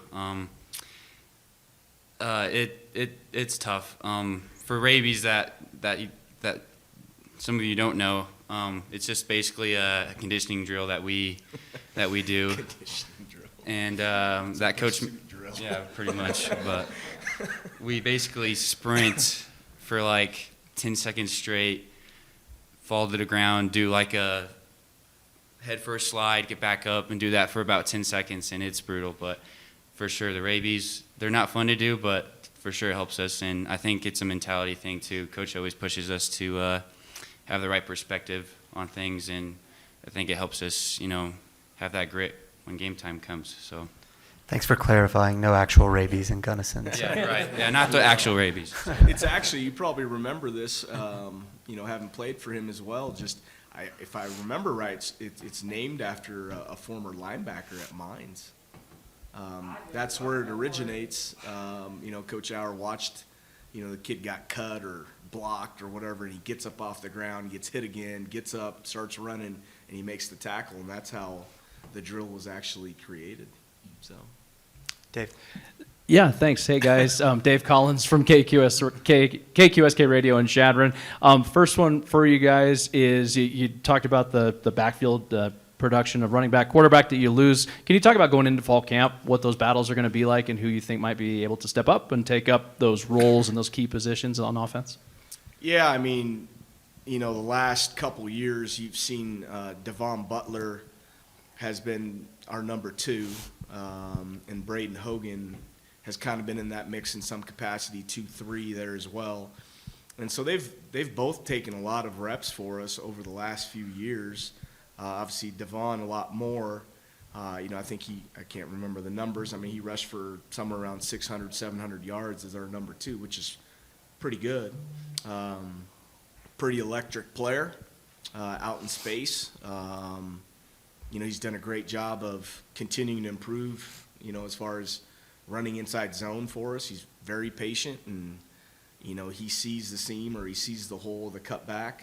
I mean, he hits that thing in a hurry. I'm not saying he's the fastest guy on the field, but he is very explosive, very dynamic player out of the backfield, catching balls and doing those things. And Braden's got some similar traits, not the same type of player, but, some similar things. And, last year was tough. Braden ended up starting, I think, the opening game for us as we had injuries early on. So he started against West Texas, and then he was out for week 2, and then they're all back for week 3. And just, having 2 to 3 guys, and they all have, kind of different traits. So it was all kind of based on what we were calling and what we were doing. With Devon and Josh, I mean, it was, we never felt like we missed a beat. Just their style of running was a lot different. So, I think both of those guys are very, very capable of, leading the backfield for us. I think the big question mark for them, for us right now is how many carries can those guys handle? Where Josh took 20-plus carries multiple times in his career, 25 carries, whatever those numbers are. I think that's a question mark that we have, and we really won't find out until we start the season with those 2 guys. as far as quarterback goes, we had 3 quarterbacks essentially this spring that did a great job of learning the offense, and some of them played, some of them didn't. Drew Nash is a transfer quarterback that's been on roster about a year and a half now. He came right after the fall 21 season, and we redshirted him last year. Has done a good job. AJ Jackson and Josiah Roy, both were freshmen. AJ played a little bit at quarterback. He also played some other spots for us, lined up at receiver, played on special teams, and did some of those things throughout the year for us. And so, they're all, Drew and AJ will be, sophomores for us, with Josiah being a redshirt freshman. Josiah missed a little bit of the spring with just an injury from earlier in the spring. But AJ and Drew did a great job of competing. I would say, they're 1 and 2 neck and neck, and had a great competition in the spring. And quite frankly, that competition will continue, this fall early on before we, kind of move forward into West Texas. Cole, you've been a little quiet over there. I got a question for you. You averaged nearly 15 yards per reception last year. How do you plan, or how can you leave your mark this season at the receiver position? I think the biggest thing I talk about with my coaches is just being more consistent. I feel like there was some games where I had big games and then other games where I was a non-factor in the game. So the biggest thing for me is I'm going to try to go in and be more consistent week by week and just be the same player every week. Coach, you are one of the more veteran coaches in the Rocky Mountain Athletic Conference. You've been in Gunnison for a long time and had some great successful years there, and the Austin Eckler years obviously were incredible. Now you guys are consistently in sort of that top 2, 3, 4 area and consistently going for conference championships. What was it that finally got to you to get to that point, to be able to every year feel like you're up in that top 3? And is that where you feel like the program is at right now, where you're going to be up at that top level and be consistently competing for a RMAC championship? Yeah, it's it took a long time, and we've had some bad seasons, and I feel like we've made a lot of progress over the years, and a lot of it came down to the players that we had and the buy-in from them. That's always a big part of any program, is just the buy-in from your team and the culture that you have. I think the last several years now, I felt really, really good about the coaches we had on staff. They did a great job, and I'm excited about the coaches we have now. And then obviously the type of players that we bring in that fit our program and the things that we're trying to do. Always, just like everybody, we're always looking, for better players and all those things, but they got to check a lot of boxes for us. Sometimes we might not recruit a player for various reasons, but the ones we do recruit, we feel, fit us pretty well. I think it's, there's a lot of factors that come into it, right? Like, just the support from our institution, our AD, Miles Van Hee, the things that they've been doing over the last few years, I think has really helped our program, be it scholarships or renovations and those things. I mean, those are all things that, obviously impact our program, our department, and our institution overall. So I think just the commitment from the top down, I think that's where you see a lot of the changes potentially, that occurred in the program. Do I feel like we're a top 3 team? I'd like to think so. I feel like we've kind of maybe gotten over a hump where we're pretty competitive, every year, and that's what we're hoping we can do this year. I think this is a team that is, we're strong in areas, and there's a lot of unknown in other areas. So we're going to find those things out here pretty fast, and hopefully we can address some of them before our first game and get going. Just one final one, just the guys' thoughts on what it's been like to be a part of all the success you guys have had in Gunnison the last few years with Coach Baines, and how many wins and successful seasons you've had. Yeah, well, I'm going into my 4th year now at Western, and my first season there was the COVID season, so we didn't have that. So I've really only been around for the winning culture at Western, but my older brother was up at Western when it wasn't a winning culture up there, and I mean, it's awesome to see how everyone's rallied now everyone expects greatness out of each other rather than expecting mediocrity. And yeah, this is my 6th year going in, my senior year, so I've been through it all. Been through the highs and the lows, and kind of like what Coach said, there's a lot of things that go into having a successful season or program, but a lot of it, I think, starts with the players and, having a bunch of group of guys going all in the same direction. Coach mentions it all the time, we have to have 100+ guys all going in the same direction, and I think we've done a really good job doing that the past few years. So. Cole, with this being your 4th year in the graduation of Malik White, do you feel like this spring, like you kind of stepped into like the leadership role of the receiver room? Yeah, I think by default, a lot of guys looked in my direction because I had more time on the field than everyone else in the room. And I feel like it wasn't, it was a huge role that needed to be filled with Malik graduating because he was a great leader for our program.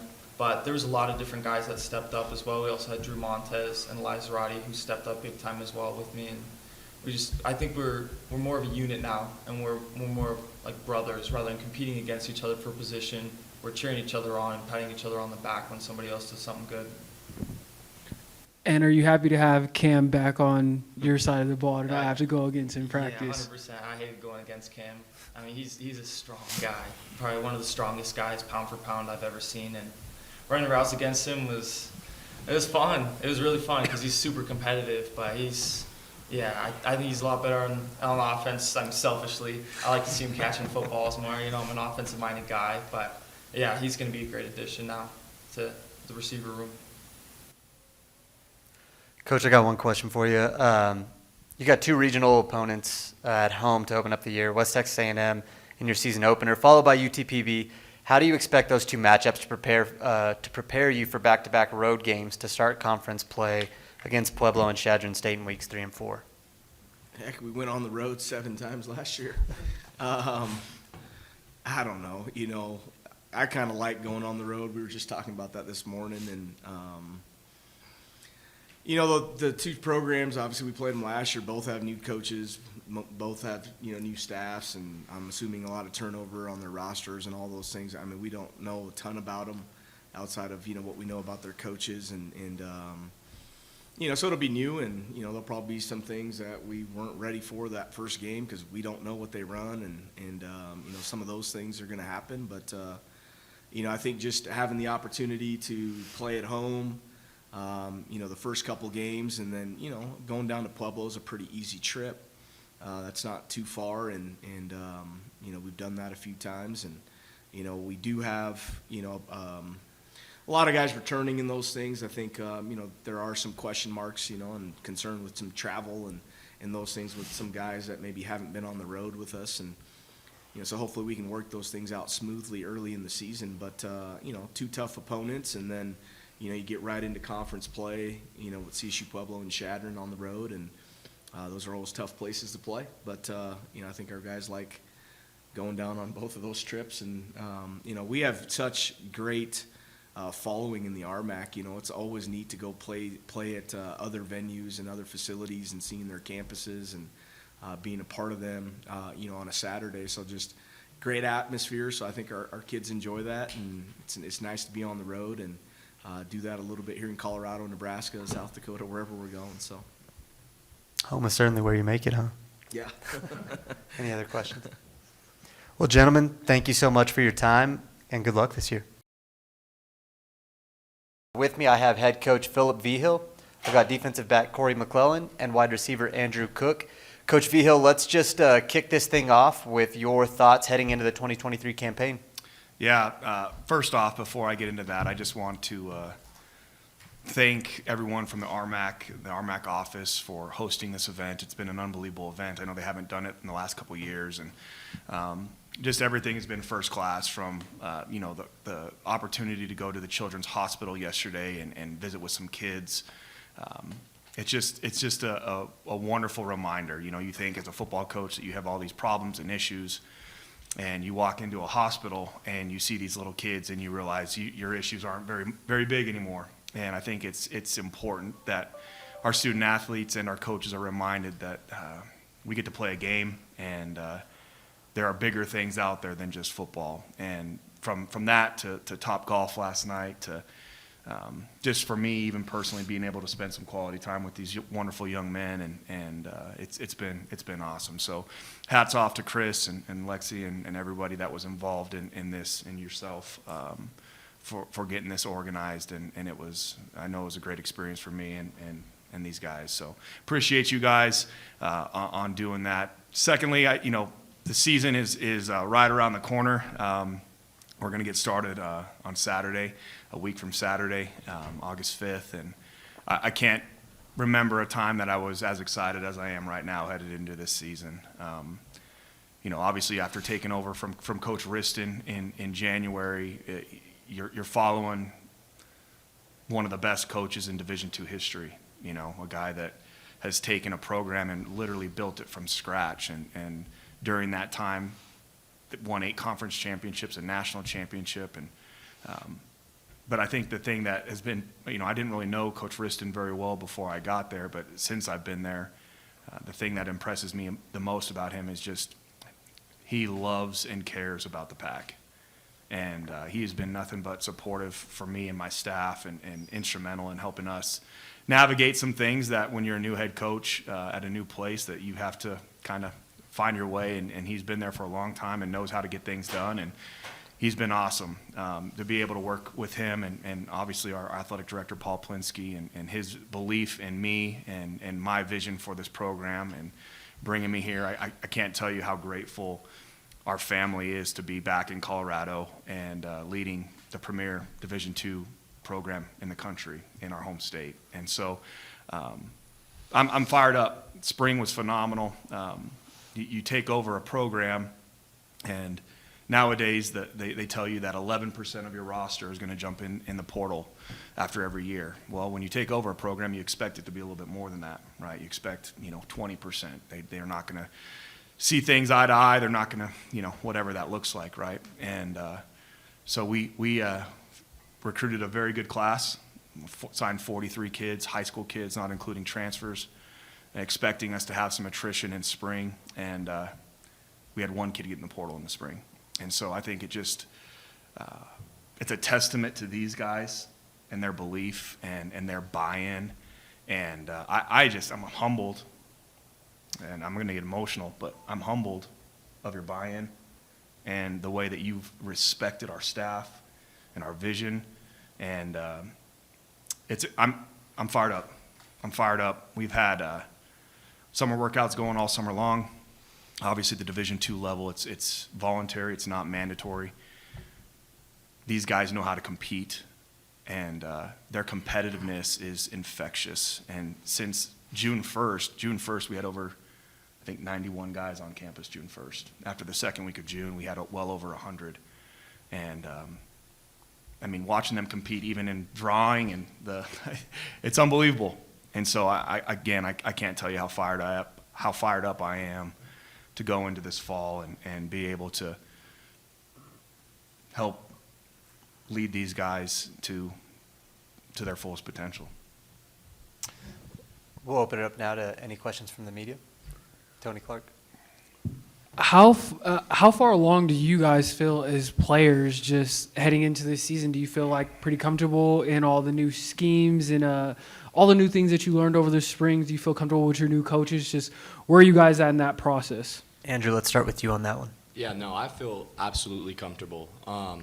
Coach Vigil, he came in here and he adopted the CSU public culture, but also brought a culture of his own. We got best of both worlds. So anybody part of this is going to be a part of something special. And it was a smooth sailing ride that when it came to schemes, offense, defense, special teams, we got right after it. We got right to work. And we've been learning that through spring, and then we've been doing it as players all through the summer. I'm more than confident, I'm more than hungry, and I'm more than ready for this upcoming season. Corey. Yeah, I agree.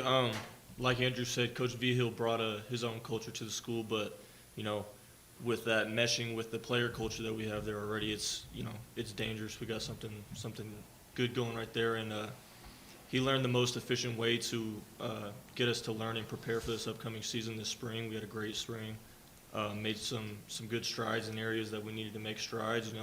Got a new team, new guys stepping up into new roles, and just excitement. That's all it is. So we're ready.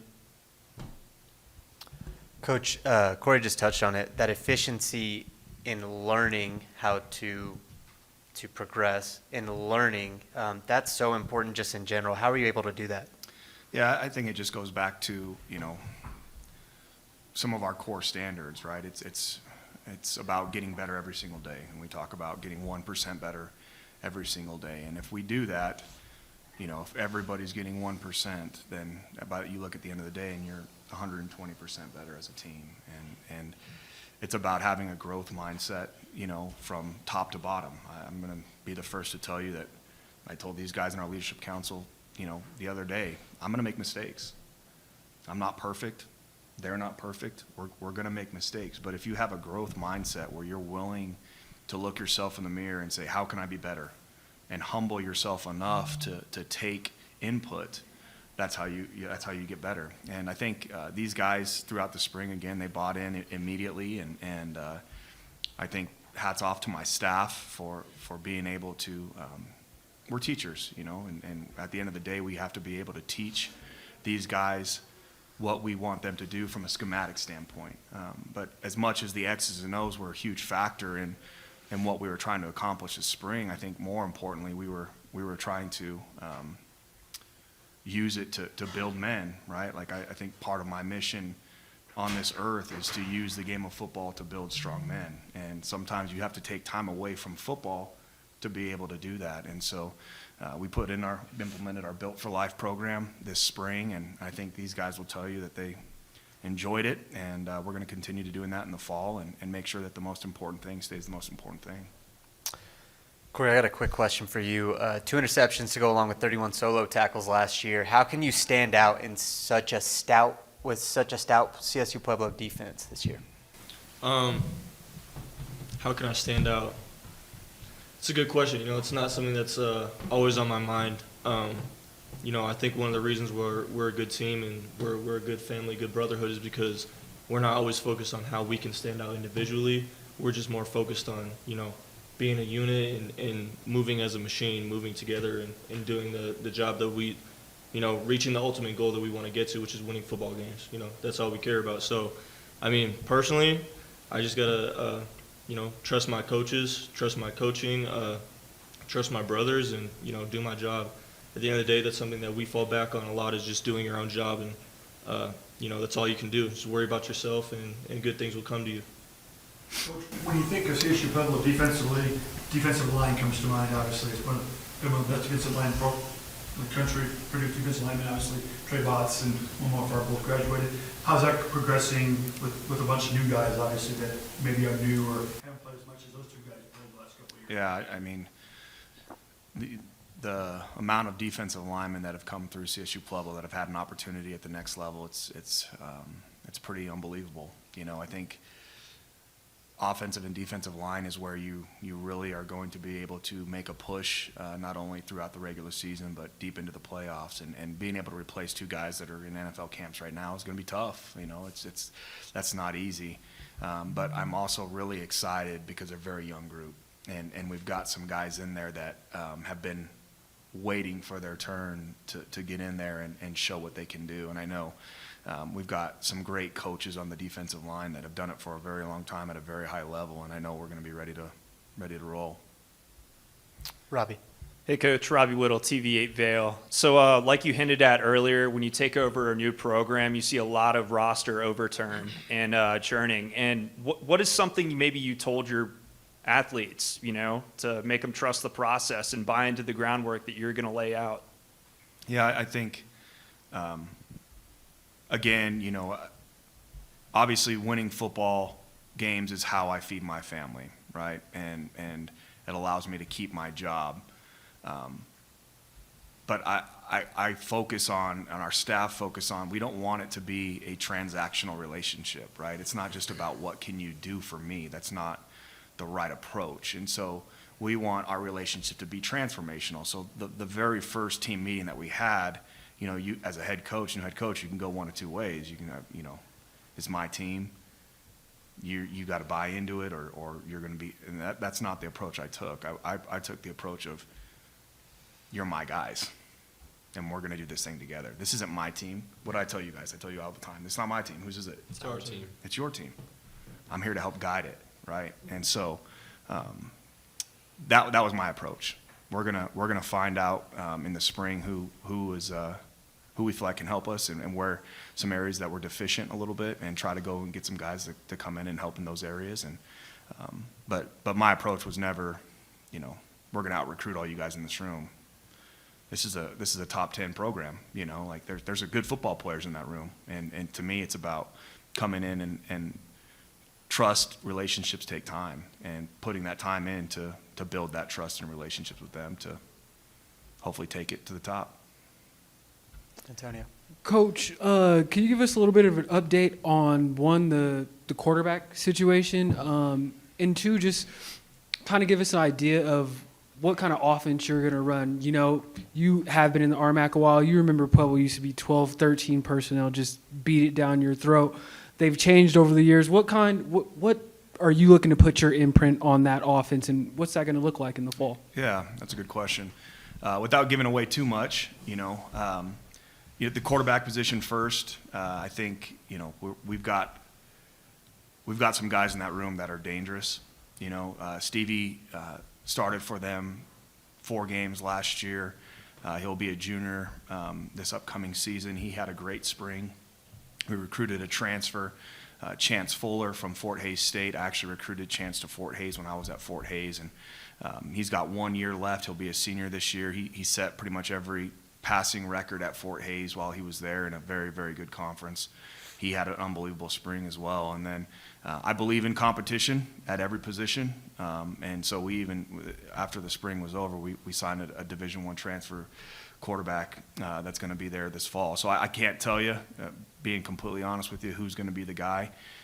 It's going to be an open competition going into the fall, and we're going to put the guy out there that gives us the best chance to win games. Not the guy that's the most athletic, not the guy that has the best arm, but the guy that gives us the best chance to win football games. And so I'm looking forward to that position. And I think when you have 3 guys in that room that you feel very comfortable with, it allows you to sleep a little bit better at night, you know, because we play a violent game, and if you make it through the season playing just one quarterback, that was a good year. You know, last year, we went into our rivalry game against Eastern New Mexico with our 3rd-string quarterback, and had he not done the job that he did, we wouldn't have won that game, you know. And so I believe in trying to get as many guys in there and letting them compete, and let the chips fall where they may from there. So I'm excited about that group. You know, we got some young guys that are in that room as well that I think can make a push as well. But those are the 3 guys I'm looking forward to watching this fall and see what happens. So offensively, I think, you know, what I will tell you, I think the hardest thing to do in football, and you probably know this, is tackle people in space, right? And so we are going to find ways to create as much space as we possibly can, and find ways to get our playmakers of football in space and let them do the rest. And so that's the plan offensively without getting too in depth. So. Dave. Dave Collins with KQSK Radio in Shadron. Coach, I've been calling games in the league for 9 years going into now, and so I always feel like Pueblo is one of the most physical teams that I see every year. You guys always hit really hard. You're very imposing with your physicality. Are you going to really focus on that moving forward, have a really physical football program and team? I mean, some other coaches say we'll just be a speed team and try to run by everybody, but the physicality you guys bring every year is always very evident. Yeah, I don't think I'm a former quarterback. I like to throw the football. But if you want to win in the playoffs, you have to be able to run the ball. And if you want to win in cold weather, you have to be able to run the ball. And I think the physicality starts on the offensive and defensive line, and then it transfers to everybody else. Nowadays in college football, it's hard to develop physical toughness. There's so many rules against what you can and cannot do. There's no more two-a-days. There's 3-hour gaps in between this and that. And, you know, there's just a lot of different things that you've got to overcome as a football coach. And that's where I think your strength staff is so important, because I think a lot of the mental and physical toughness that you get is from your strength and conditioning program. And Coach Harris does an unbelievable job with our guys of developing them not only physically but also mentally to get that grit, and that's the other thing too that we're leaning into in Pueblo, Colorado.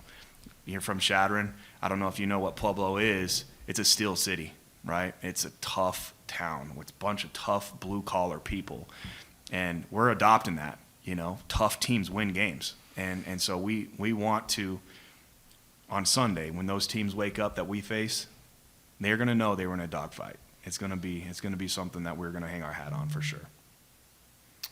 Andrew, I got a question for you. With the help of your 12 touchdowns last year, Pueblo averaged 36 points per game. What are the key components for a team that can paint the scoreboard? How can you be successful this year? Yeah, it all starts with the work we put in through the spring and through the summer. I couldn't have done that without my quarterbacks, my teammates, my coaches, offensive line, everybody. The defense making stops to get me back out on the field. But yeah, going into this year, it started in spring and it's gone through the summer. Like Coach always says, 60% of our season is told in the summer, and that's our job to figure out. That's our job to put ourselves in the best situation for when we get to the season, we're ready. And I know that Corey, he's going to be ready. Our team's going to be ready. Our coaches are going to be ready, and I'm going to be ready. And we're going to get after it this season. What did you learn about your team from the spring that's carried over the summer you can take into fall? Man, I learned a lot about them. I think one of the things I already mentioned it earlier that I was so impressed with is their competitiveness. And they don't want to lose at anything, and it doesn't matter what it is. In the spring we do some things a little bit different in the spring, and we create teams and we create competitions with our spring workouts, and we call them the Dirty Dozens. And it is a battle every single week, and these guys draft their own teams. They have their own team names, and they I don't remember who won that this spring, whose team won that, but these guys compete, and I think that is such a valuable trait in the game of football. You look at some of the best football players to ever play the game at the college level.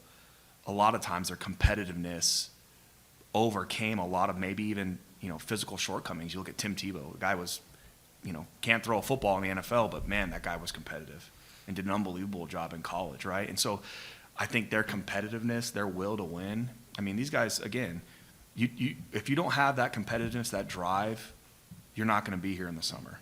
And these guys were here every single day in the summer. These guys are running their own 7-on-7s twice a week in the summer. And it's just, I think that's the thing that I was so fired up about is watching these guys day in and day out compete. And so that's the thing I think I was most impressed with. Coach, obviously stepping into your first year with the program down in Pueblo, you mentioned your blue-collar mentality. It seems like with the success last year, making the NCAA playoffs, you kind of got the keys to like a rugged car like a Camaro. What kind of excitement does that give you heading into the year? Yeah, it's if it ain't broke, don't fix it, right? Like I told them in the interview, and I'll tell you the same thing. I'm not John Riston. I'm not going to try to be John Riston. I'm going to be me, right? And I'm going to do things the way that I see is the best way to do it. But he's done an unbelievable job, and he's built a program again from scratch that is incredible. And so to me, it's about taking the baton from him and finding ways for us to improve that. And so, there's going to be a learning curve there. There's some positions, both offensively and defensively, that are going to be very young this year. And so we're going to need those guys to grow up pretty quick. Our first 4 games they're a gauntlet. We go Midwestern State, 2 Grand Valley, and Mines and Western in our first 4 games. And I joke about it with our guys. Like, I hope they're not running me out of town after our first 4 games. We've got a staunch gauntlet right there in the first 4, and those guys at those positions are going to have to grow up pretty quick. But I know the senior leadership. I know the leadership on this team. We're going to be ready to go. Speaking of schedule a bit, last year we started off slow. We started off 1-3 and ended up winning 7 straight at the end of the season. Kind of to this year, very similar type of schedule. As a player, how do you guys look at that coming into this year, new coaching staff, but similar type of schedule, obviously? We love it. Yeah. You know, like you said, last year we started slow, but, you know, we don't give up. We're ready to fight. And, you know, scheduling those tough teams in the beginning of the season is hardest because that's the most raw our team is going to be in the beginning of the season. We're just going to get better and better. But it's also an opportunity to prove ourselves, you know, say that we're really here to play with whoever in the country. I love that our out-of-conference games are against good opponents, tough opponents, and, you know, we're just blessed to have that opportunity to show everyone what we're really about. And I'll just piggyback off that very quickly. Last year is last year. This is a new year. This is a new coaching staff, new team, new culture. We're excited to have the opportunity to go back and play these exact 4 teams, you know, same schedule. We're here to do it again. But yeah, last year was last year. This is a brand new year, new opportunities. Corey, can you speak to kind of the relationship between you and Daniel Bone? You guys are both 2 standout safeties. What's it like playing with him? If I'm not mistaken, you guys both played at Palmer Ridge as well. Just tell me a little bit about that relationship and what it's like, you know, truly having somebody that is just as good as you out there to really lean on and whatnot. How much easier does it make life for you out there? Yeah, no, it's awesome. He stole my same build. We got the exact same, you know, framework, same skills. We literally have the 2 identical players on both sides. It's awesome. So he went to Pine Creek. I went to Palmer Ridge, but we're both from the Springs. But it's awesome. I actually helped recruit him when he was coming out of high school. Recruited him, you know. And it's funny that we talked about this a long time ago, like 4 or 5 years ago. We talked about, you know, we're gonna be starters, we're gonna play, we're gonna tear it up, we're gonna do this. Now I live with the guys, so you know it's awesome, especially when you play on a team with guys from all over the country. Sometimes it's good to have people from, you know, where you're from, and you can relate to them. And you know, like I said, he's a great player. He had a standout season last season. He was All-American. He had 6 picks. So, you know, it makes it easier not having to worry as much about the other side. Not that I ever have. Just when you have a player like that on the field, it just makes everything easier. And I know you said earlier there's not too much competition, but is there a little bit of competition between you guys? Like, oh yeah, he did have the 6 picks versus your 2. Do you plan to get him this year? Oh yeah, I got to beat him this year. He got me last year. I got to get him this year. But it's all just competition, you know. Like, if you saying I got 6, I got more than you last year, and we're just competing to, you know, get more picks, man, that's just good for our team. It's all healthy competition. There's no toxicity. There's nothing like that. We're all brothers. We're all here. It's not like I'm bitter when he gets more picks than me. Man, I'm happy for the guy. He, you know, great season. And that's for everyone on the team. You know, Bone is he's a special guy in my heart because, like I said, he's just from where I'm from, and we live together and we play the same position. But you know, everyone's happy for each other. That's the thing about our team that makes us so special, is that no one's focused on themselves individually. Everyone's happy for each other's success, and you know, we just love winning football games. That's what we do. So it's awesome. Gentlemen, thank you so much for your time today, and good luck this season. Thank you very much. All right, we're joined now for our final media session of the day. We have Colorado School of Mines, joined by first-year head coach Pete Sturbick, free safety Logan Rayburn, and, of course, quarterback John Matoka. Coach Sturbick, if you'll just lead us off with your thoughts heading into the 2023 season. Yeah, for sure. First of all, thanks to everybody in the RMAC for putting this on. First-class event. Excited to be a part of it. Really honored to be in this position with this group of guys coming back for us and our coaching staff. You know, we've got 8 starters back on defense, depending on personnel group, 6 to 8 on offense. Our main 3 specialists are back. So we've got a veteran crew, but like I told our guys early in May, each team, you know, has a 1-year shelf life, and we're well beyond starting over into this season, and we know we got to reestablish ourselves. We've got a bitter taste in our mouth from last year. That's probably the only thing we're really carrying over is how ticked off we were and are after last year, how the way that it ended, and similar to honestly a year ago where we had gone to the semis and that wasn't good enough, and making it to the title game and coming up pretty well short has really been a driving force in our off season. the winter and spring months and into the summer. But just love our kids. We've got a lot of blue-collar veteran guys back, a lot of grit, but I think our talent level has increased each year I've been at Mines. And it's been exciting, and it's a great group to go to work with. Coach Moore did a great job taking over from Coach Brandon, and the structure of our program is really not changing. We're just trying to carry the torch forward. I know I got to put my own spin on it as the head coach, but it's like it has been. It's going to keep revolving around our players, and we're going to just try to take that next step with our program. Logan, we'll kick it to you. Opening remarks heading into the season. We're just all really excited for this season. Sturbick nailed it. We were all really upset after the national championship loss, and we all kind of felt like we got embarrassed too. Like we knew that we didn't play to our full potential. We didn't want that to be how the nation remembers this run, this class specifically that we've had at Mines. So we're coming for it all next season. And John, over to you. Same question. Yeah, definitely. I think that the group of guys that we have coming back is really special. I think that the culture that we've built up throughout the years, throughout the head coaches, is unique to Mines. The players that we have are tight. We're bonding every single day during summer. We're all excited for Coach Sturbick to take the reins.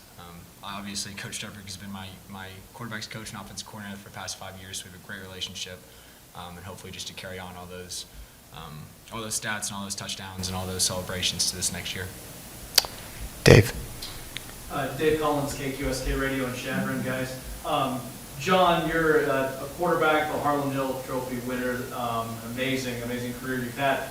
You come in here and your jacket says Mines offensive line, and I think that says a lot. Can you just talk to that a little bit? Definitely. I was really hoping I got a question about it. I actually got this jacket this morning from one of my old linemen after workouts, and now it's my new favorite piece of Mines gear. If I could wear this instead of my jersey, I would. I got one a while ago, but it's just like a resemblance that maybe I might be part of the trench mob, even though I'm 185 pounds. But, the whole offensive line, you don't think about stars whenever you think about the offensive line, but that's exactly what they are on our team. They are the heart and soul of our team, and honestly, this year they're the veterans. And I'm so excited. Those are my best friends, and they literally protect my life, so I trust them fully, and I'm excited to play behind them. We got Steele Petty and Caleb Marlatt, my roommates, awesome guys, the center and guard that we had. Zach Heckman's coming back. He's been injured before, but he's such a fighter. We got Levi Johnson and Nick Vandegraff, also some of my best friends. And I just can't express enough, and as a quarterback, how much I love the O-line. So I figured I better represent them well here today. So thank you. Thank you for the question. Tony. Coach Sturbick, can you speak to me a little bit about the running game and losing a guy like Michael Zeman? I know you guys brought in Noah Roper, a Colorado kid that's had some D1 experience. Yeah. And I know a little bit about Braylon personally just because he's really, really good. But can you speak a little bit about what that running game is going to look like without a guy like Zeman that's been just a truckload for years on end? Yeah, Mike was a great player for us, and just a barroom brawler is how I always referred to him. Pretty prolific with his production level, and it's going to be interesting. A lot of that's going to sort itself out as we get through reps in camp, and if it's going to be a running back by committee, if someone's going to step up, and take it over and really be the guy. I think we've got different talent levels within our group. Guys like Noah Roper, who hasn't practiced yet for us, but we're excited about him coming from Dartmouth. Landon Walker was really a utility guy for us. That's a big back. He's 225, and he's kind of a home run hitter too. He's got some really good speed. Chris Hughes gotten some carries for us and really played some good football. Connor Mickelson is a guy that kind of came out of nowhere into our program a year and a half ago, and he's pushing for playing time. And then Braylon Tate, who you referred to, we're extremely excited about out of Legacy High School, and redshirted last year and gave our defense fits. He was our offensive scout team player of the year. And so we've got some different talents, and like we always try to do offensively is cater to what we have. And so it'll be a balance of continuing a lot of the same scheme, seeing who fits that, and then who could be on the field, and maybe what new things that we need to try to do. But it's tough when you take a hit losing a guy like Mike, but I'd be lying if I said I wasn't excited about our group. I think it's a really talented crew. And then something for Logan. Over the years, I've just noticed just the team speed of Mines has just improved staggeringly over the years. When you're out there, do you guys feel like you guys are truly the best team out there? Like, it's never a, hey, like when you go out there, do you feel like you walking out there with your chest out? We do. It's funny. We have a kind of ongoing joke on the team that we never win the game when you get off the bus. You know, like if you just looked at the two teams side by side, you would probably assume that the other team would win, like just at face value. But you know, we've learned over the years that doesn't matter. It's all about how you play, and we know we play harder than anybody else in the nation. We know how it's going to go. And how confident as a defense are you knowing that you have a guy like John that no matter where the game's at, you're always in it? Just how much more does that help, you know, going out there, dealing with the ups and downs of playing football, the momentum swings that come and go? It's incredible. There's so many times in the game, especially if the chips are kind of looking a little down, where John will come over to the entire defense at the sideline and just yell, "Go give me the ball! Just give me the ball!" And we do. We know that that's all we need to do. We know that if we get the ball to John, that things are going to be okay. And one last one for you, John. I've been watching you since 2019. I finished in 18, so I've seen you and just your maturity over the years. I feel like last year I saw you take like a real big step in as far as just on the field leadership. Like I seen you throw an interception, and I seen you come to the sideline like visibly upset and whatnot. Just tell me how's this process been for you, and where do you go next after you kind of did reach the mountaintop, winning the Harlan Hill and whatnot? What's next for John Matoka? Yeah, definitely. I think that kind of the Harlan Hill and some of the accolades, I think it's kind of a false summit in my mind. You know, the one that I really want, the summit, the peak is the national championship. You know, the team always comes first. And so I think that we're still fighting after that. And on the leadership point, I think that it's just growing with the team and becoming more comfortable. I think that the coaching staff and the players have all kind of rallied around and bound together. So I don't necessarily think it's necessarily me being more of a leader. I think it's the entire team being able to come together and kind of trusting each other more. And like you said, Logan has trust in the offense, and it goes both ways. I have complete trust in the defense. You know, like you said, I have thrown picks before, you know, and when I throw one, I'm never worried. I know that the defense will give me the ball back, and they'll back me up, and they'll probably get one of the hundreds of sacks that they usually do. You know, we'll be okay, right? So I think it's just more of an entire team thing. I think the leadership that we have on the team, I think each position group has their own leaders, and we all kind of work together in order to calm down on the sidelines and also reestablish, you know, halftime talks by the coaches and stuff like that. So. Coach, I got a question for you. This program's obviously been well-rounded on all sides of the ball for quite some time now. Incredible season last year from our perspective, but I know you all are still very, very hungry to get that national title. How will you prepare this team to contend for the highest trophy in the country? Well, one thing we want to do different is start out better. I don't know, a lot of people forget we started 0-2 and had to win 13 straight to get to that point. So we kind of have a balance of long-term goals and short-term goals, and if you can go battle with teams like Grand Valley and Angelo, who are two great programs, ranked 2nd and 6th in the country coming into this year, it kind of sets the stage. And we battled with them, but now we want to take the next step and get the win. So that's one thing we want to do is just take that next step, and then kind of piggybacking off a couple of the questions anyway so far. I mean, we want to hit repeat on a lot of things, and I think a lot of people can do something once, but can we do it again? You know, can we put up the numbers and the production and get the wins that we did last year? Can we do that again? I mean, that's such a challenge, and that's why it's hard to be a consistent winner in sports, and especially football, with how many people are involved and all the dynamics and how healthy you have to stay and all those kinds of things. So our guys are up for the challenge. We have 17 sixth-year seniors back, which I think is incredible. Those guys, and a lot of people don't know how incredible Mines is as an institution academically, what our kids have to go through, what they could be out doing when they graduate, and that's why they come to Mines, is the jobs that they can get. But 17 of those guys could absolutely be out there making pretty good money already, but they're back to play football. So it's honestly motivating as a coaching staff just to have guys that you know are that into what you're doing. But like I said, we want to start from the start and get this thing going early and not wait till game 3 to turn it on. Absolutely. John, I got a question for you, and then over to Logan, kind of the same question. Like I said, certainly an incredible season last year, but you want that national title. What were your biggest takeaways from the championship game last year, and how can you impress those lessons upon this current season? Yeah, I think from the national championship, obviously an amazing experience and extremely blessed to be a part of that. But I think that there was a lot of distractions that as a team that we faced. I think that maybe actually, no, I'm not going to make any excuses. I don't think that we played to our level. I think that there's a lot more that we left out on the table. I think that no matter how we come out, if we step on that field, we need to be ready and we need to play. So just coming in with that attitude every single week, Monday through Saturday, and then Sunday watch the film, right, and be ready to roll. Make no excuses and go fight till the last breath. Logan, same question. Biggest takeaways from the championship game last year that you can take into this year? Yeah, I think like looking back at our previous seasons too, we go one round further in the playoffs each year. We take another step, and I think when we get to that, every year we've been at the biggest stage in school history, and we kind of psych ourselves out and think, maybe it's a fluke, maybe we don't belong. Like how did we get here? And now that we've seen the mountaintop, we know what it's like. We know that we belong. We know that it's where mine should be, and I'm excited to not have that giddiness and that antsiness of like, oh my God, it's the national championship. Now we've been there and we know what to expect. Gentlemen, I mentioned it in my opening remarks. Last year was the most historic year collectively across all sports.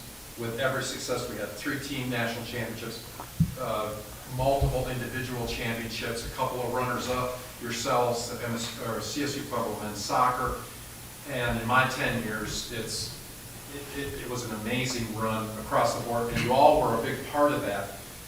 But what stood out with you, and because it's football and it garners the most attention regularly, was the fervor that was created as we all sat at the playoff games and watched the run, and then got down to Texas in front of thousands and thousands of Mines fans. Coach, maybe you can start. Talk about the community and the support that you received throughout that run. Yeah, I mean, for our level, for the Division II level, I think it's second to none as far as our alumni and how supportive they are, and the stories that I continuously hear about. I mean, I feel like everybody that ever went to Mines was at that game. I mean, it's kind of one of those scenarios where the tailgate and how proud they were of us, and that's awesome, but God, it just makes me think of how proud they'd be if we win that dang thing. So it's hard to not think about that part of it, but we love our alums and our fans, and the support's it's phenomenal. It's awesome. How about from a player's perspective? It was great, personally. I personally have people coming out of like the woodworks, third cousins, coworkers, friends who are like, oh, I went to Mines forever ago. It's incredible what you guys are doing. And one of the most impactful things I think for me was seeing the impact that it had on them, that they were able to reconnect with friends that they had gone to college forever ago, and they haven't seen them in forever. Yeah, it's just a wonderful community, great people. John?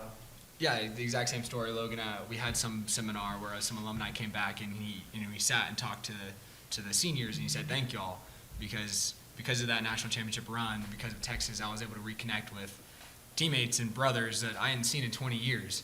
And hearing that and seeing that, it kind of makes you realize that football is bigger than just a game, right? It's powerful. It brings people together. And honestly, winning is fun too. Everybody enjoys it. So hopefully we can go back and, exactly like Coach said, not just bring them together, but give them something to celebrate. John, earlier this week you were tabbed the College Sports Communicators D2 Team Member of the Year. What goes into being such a good team member, and how does it make you feel to be recognized for that?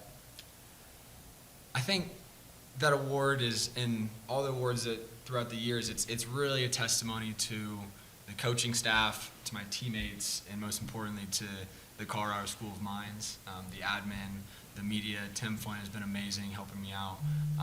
I think that it's truly an honor to be recognized for that, but it was not possible without teachers, TAs. I mean, it goes down to the very bottom level. It's amazing. There's a lot that goes into being a student athlete, especially at Mines. It's a very special place. I think I said great school, great football, and I'll stand by that until the end. From a football perspective, you lose Josh Johnston, who's been, just amazing, consummate receiver for years and years. But I imagine you guys, Mines always has receivers. Can you give us some names aside from Max McLeod and maybe Hoffman that we haven't seen, maybe, that we should be expecting to this upcoming season?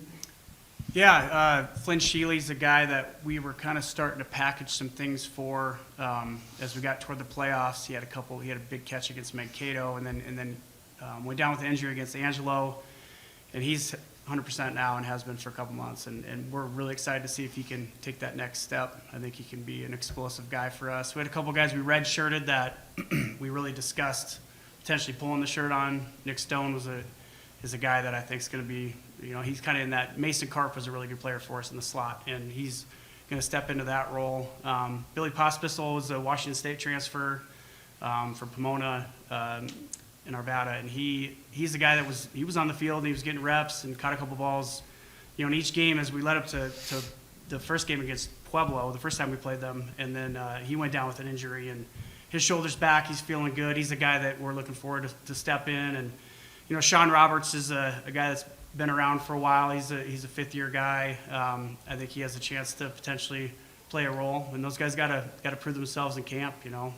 Axel Richards, another guy we redshirted that brings a speed factor that I don't know that we've had. He was a 10-500 kid in high school, and he's pretty explosive. And he's probably a little farther along than we thought he'd be. But again, that's why you practice in fall camp. I think we have enough guys back where we feel like we have an identity, but you also have to be flexible enough for that to adjust. And that's the time, those 20 practices or so that those guys get to prove to us, that they deserve to be schemed for and to get in there. And how important was it, I guess this is just for you, Coach, and then also you, Logan, how important was it to retain Coach Tripp Thomas? It was huge. Yeah, I mean, I'll say that off the top. I mean, he's a guy that he's got a unique personality, and our guys really cater to him. He brings I don't know if you could describe Tripp without saying swagger. He brings a swagger to our team and our defense. Yeah, Logan can expound on that. Yeah, he was actually a GA our freshman year. So we've grown up with, grown in our process with him, from him working with us on scout team all the way up to, now he's our DC and we're the leaders on the team. And yeah, swagger's the best word. I mean, he wears cleats and gloves to every practice. He's out there doing drills all the time, and he brings a great energy, and his defensive mind is underrated. He calls the right play all the time. He's incredible. And lastly, whose idea was it for the crazy roster picks, and are you guys doing it again this upcoming? It wasn't my idea. It's none of the coaches. We will be doing them again. And it kind of just passed down, like we talked about, that culture of mine, something special, something unique. And that just comes from the senior leadership, and it kind of, throughout the years, it was going on kind of before I got there, and it's kind of gotten progressively crazier ever since, and we're hoping to keep the tradition going. I'm kind of growing out the hair and the stash again to pull something out. It's been fun to hear, kind of fun to hear how disappointed the parents are after they see the pics. My mom has been begging for a normal picture for a while. Yeah, I had to take a normal one last year so I could do something this year. Anything else, guys? Kind of going off of what Coach just previously talked about, Logan. What are the defensive weapons who are some of the defensive weapons that you're looking forward to get on the field with this year? Yeah, Mac Minahan left, number 9. That's a huge loss. Don't want to undersell that at all. But the guy coming to replace him, Jaden Healy, is electric. I love watching Jaden play. He plays like a madman. He plays fast. I'm really excited to get to see him have that kind of starting opportunity. Obviously, all the core dudes on the front 7, Zach Hester, Jack Peterson, Nolan, Adrian, Hayden Gregg, the inside linebacker is incredible. And in losing Mason Pierce, we have 2 opportunities for 2 young cornerbacks, Will Drogosh and Jackson Zimmerman, who kind of have different body types, different play styles, and might cater better to different receivers. I think they're going to get an opportunity to shine this year. I'm excited to see what they do. Dave. Got another one, guys. One, John individually, and then all 3 of you can answer on the team level as well. But you've been the Harlan Hill nominee and a winner, so obviously you have handled pressure of success very well. And for you, how have you been able to handle those kind of pressures and expectations that come with that kind of high success? And then for all you guys on the team level, now that you've achieved such a high standard year after year and are very close to the mountaintop, how do you deal with those pressures and expectations year in and year out? Yeah, you don't do it alone. You have your team to back you up, you have your coaches to back you up, and then personally for me, I have God on my side and my parents, and that's the most important. It's kind of easy, and you hear people say playing for one, but it's absolutely true. At the end of the day, win or loss, if you're in the national championship or not, God will still love you, and that's kind of what I fall back on. And everything else, you look at that high level and everything else just kind of seems a little bit easier. It is a game, and I do love playing it, and I will get intense, and you'll see me get intense on the sideline. But at the end of the day, it is a game, and I can fall back on my teammates, who are not only my teammates but my friends. No matter what, if I throw 3 picks a game, they'll still love me, and I can always rely on that and kind of ease the pressure. Yeah, John said it best. You get to do it with your teammates. And I think as a team, we do a really good job not letting external pressure get in to our system. We just kind of, do what we're going to do. I think the only time I really hear about like what the critics or what other teams or other coaches are saying is from my dad, who reads the polls every week. I'm like, I don't know what they're saying. But since this was a team question, I will take the opportunity to say this. You asked about John's Teammate of the Year award earlier. In addition to being a great football player and leader, John's a very humble guy, so he won't talk about himself. So I will. He's one of the best. He's the best teammate I've ever had. He practices servant leadership. Little things. He knows everybody's name. He organizes team events. He does all these little things that nobody sees except us. And he's a very easy guy to rally around. I think most of the guys on the team would follow him into hell. Pressure, I think, is an interesting thing because I think there's a lot of myth to pressure. And we have a kind of a balance on our team where we know this is a new team. We haven't accomplished anything yet, but neither has anybody else. But we've also done things that everybody else talks about doing. And I got asked by one of our coaches at Mines, do you feel pressure, like right after I got the job? And it was kind of an annoying question because all I could think was, I got all these players coming back. I got a great staff. No, I don't feel pressure. I feel, a need to live up to a certain standard for them, but when you have the guys we get to go to battle with, pressure really doesn't enter my mind. There's just the standard that we want to achieve, and that we have already, but we want to take that next step. So I think pressure is just really what you make of it. And I don't look at it as, oh my God, I have all this pressure on me. I just look at it as a great opportunity for our team to, like I said before, repeat a lot of the things we did, but take that next step.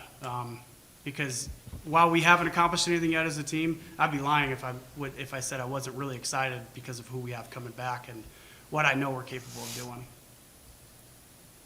John, and Logan as well, you all were able to visit the Children's Hospital yesterday. Talk about the takeaways that you took from that and how you can apply them to life, not just football, but just life in general. John. Yeah, I think the visiting the Children's Hospital was an amazing experience, and I hope that we were able to brighten the day of some children as well. But I know that for me and Logan, we talked about this on the drive back. I mean, it really puts in perspective kind of what I talked about earlier, the impact and how big football is bigger than life. Football is, it's more. And the smiles we were able to bring and kind of the perspective that it changes for you. You kind of count your blessings and say a couple extra prayers for them and kind of. But yeah, it was an amazing experience. I'm glad that the RMAC was able to help set that up, and would love to do it again, honestly. Logan, same question. Gratitude. I'd say gratitude is the big word that comes to mind.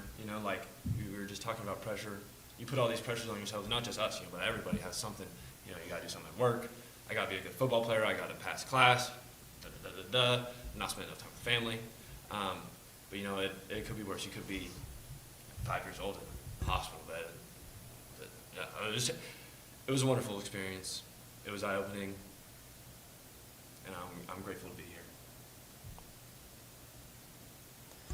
Well, gentlemen, thank you so much for your time today. We're really looking forward to see what you do this year, and good luck. Thanks a lot. Thank you. Thanks, Awesome. everybody. Thank you. Thank you. Thank y'all.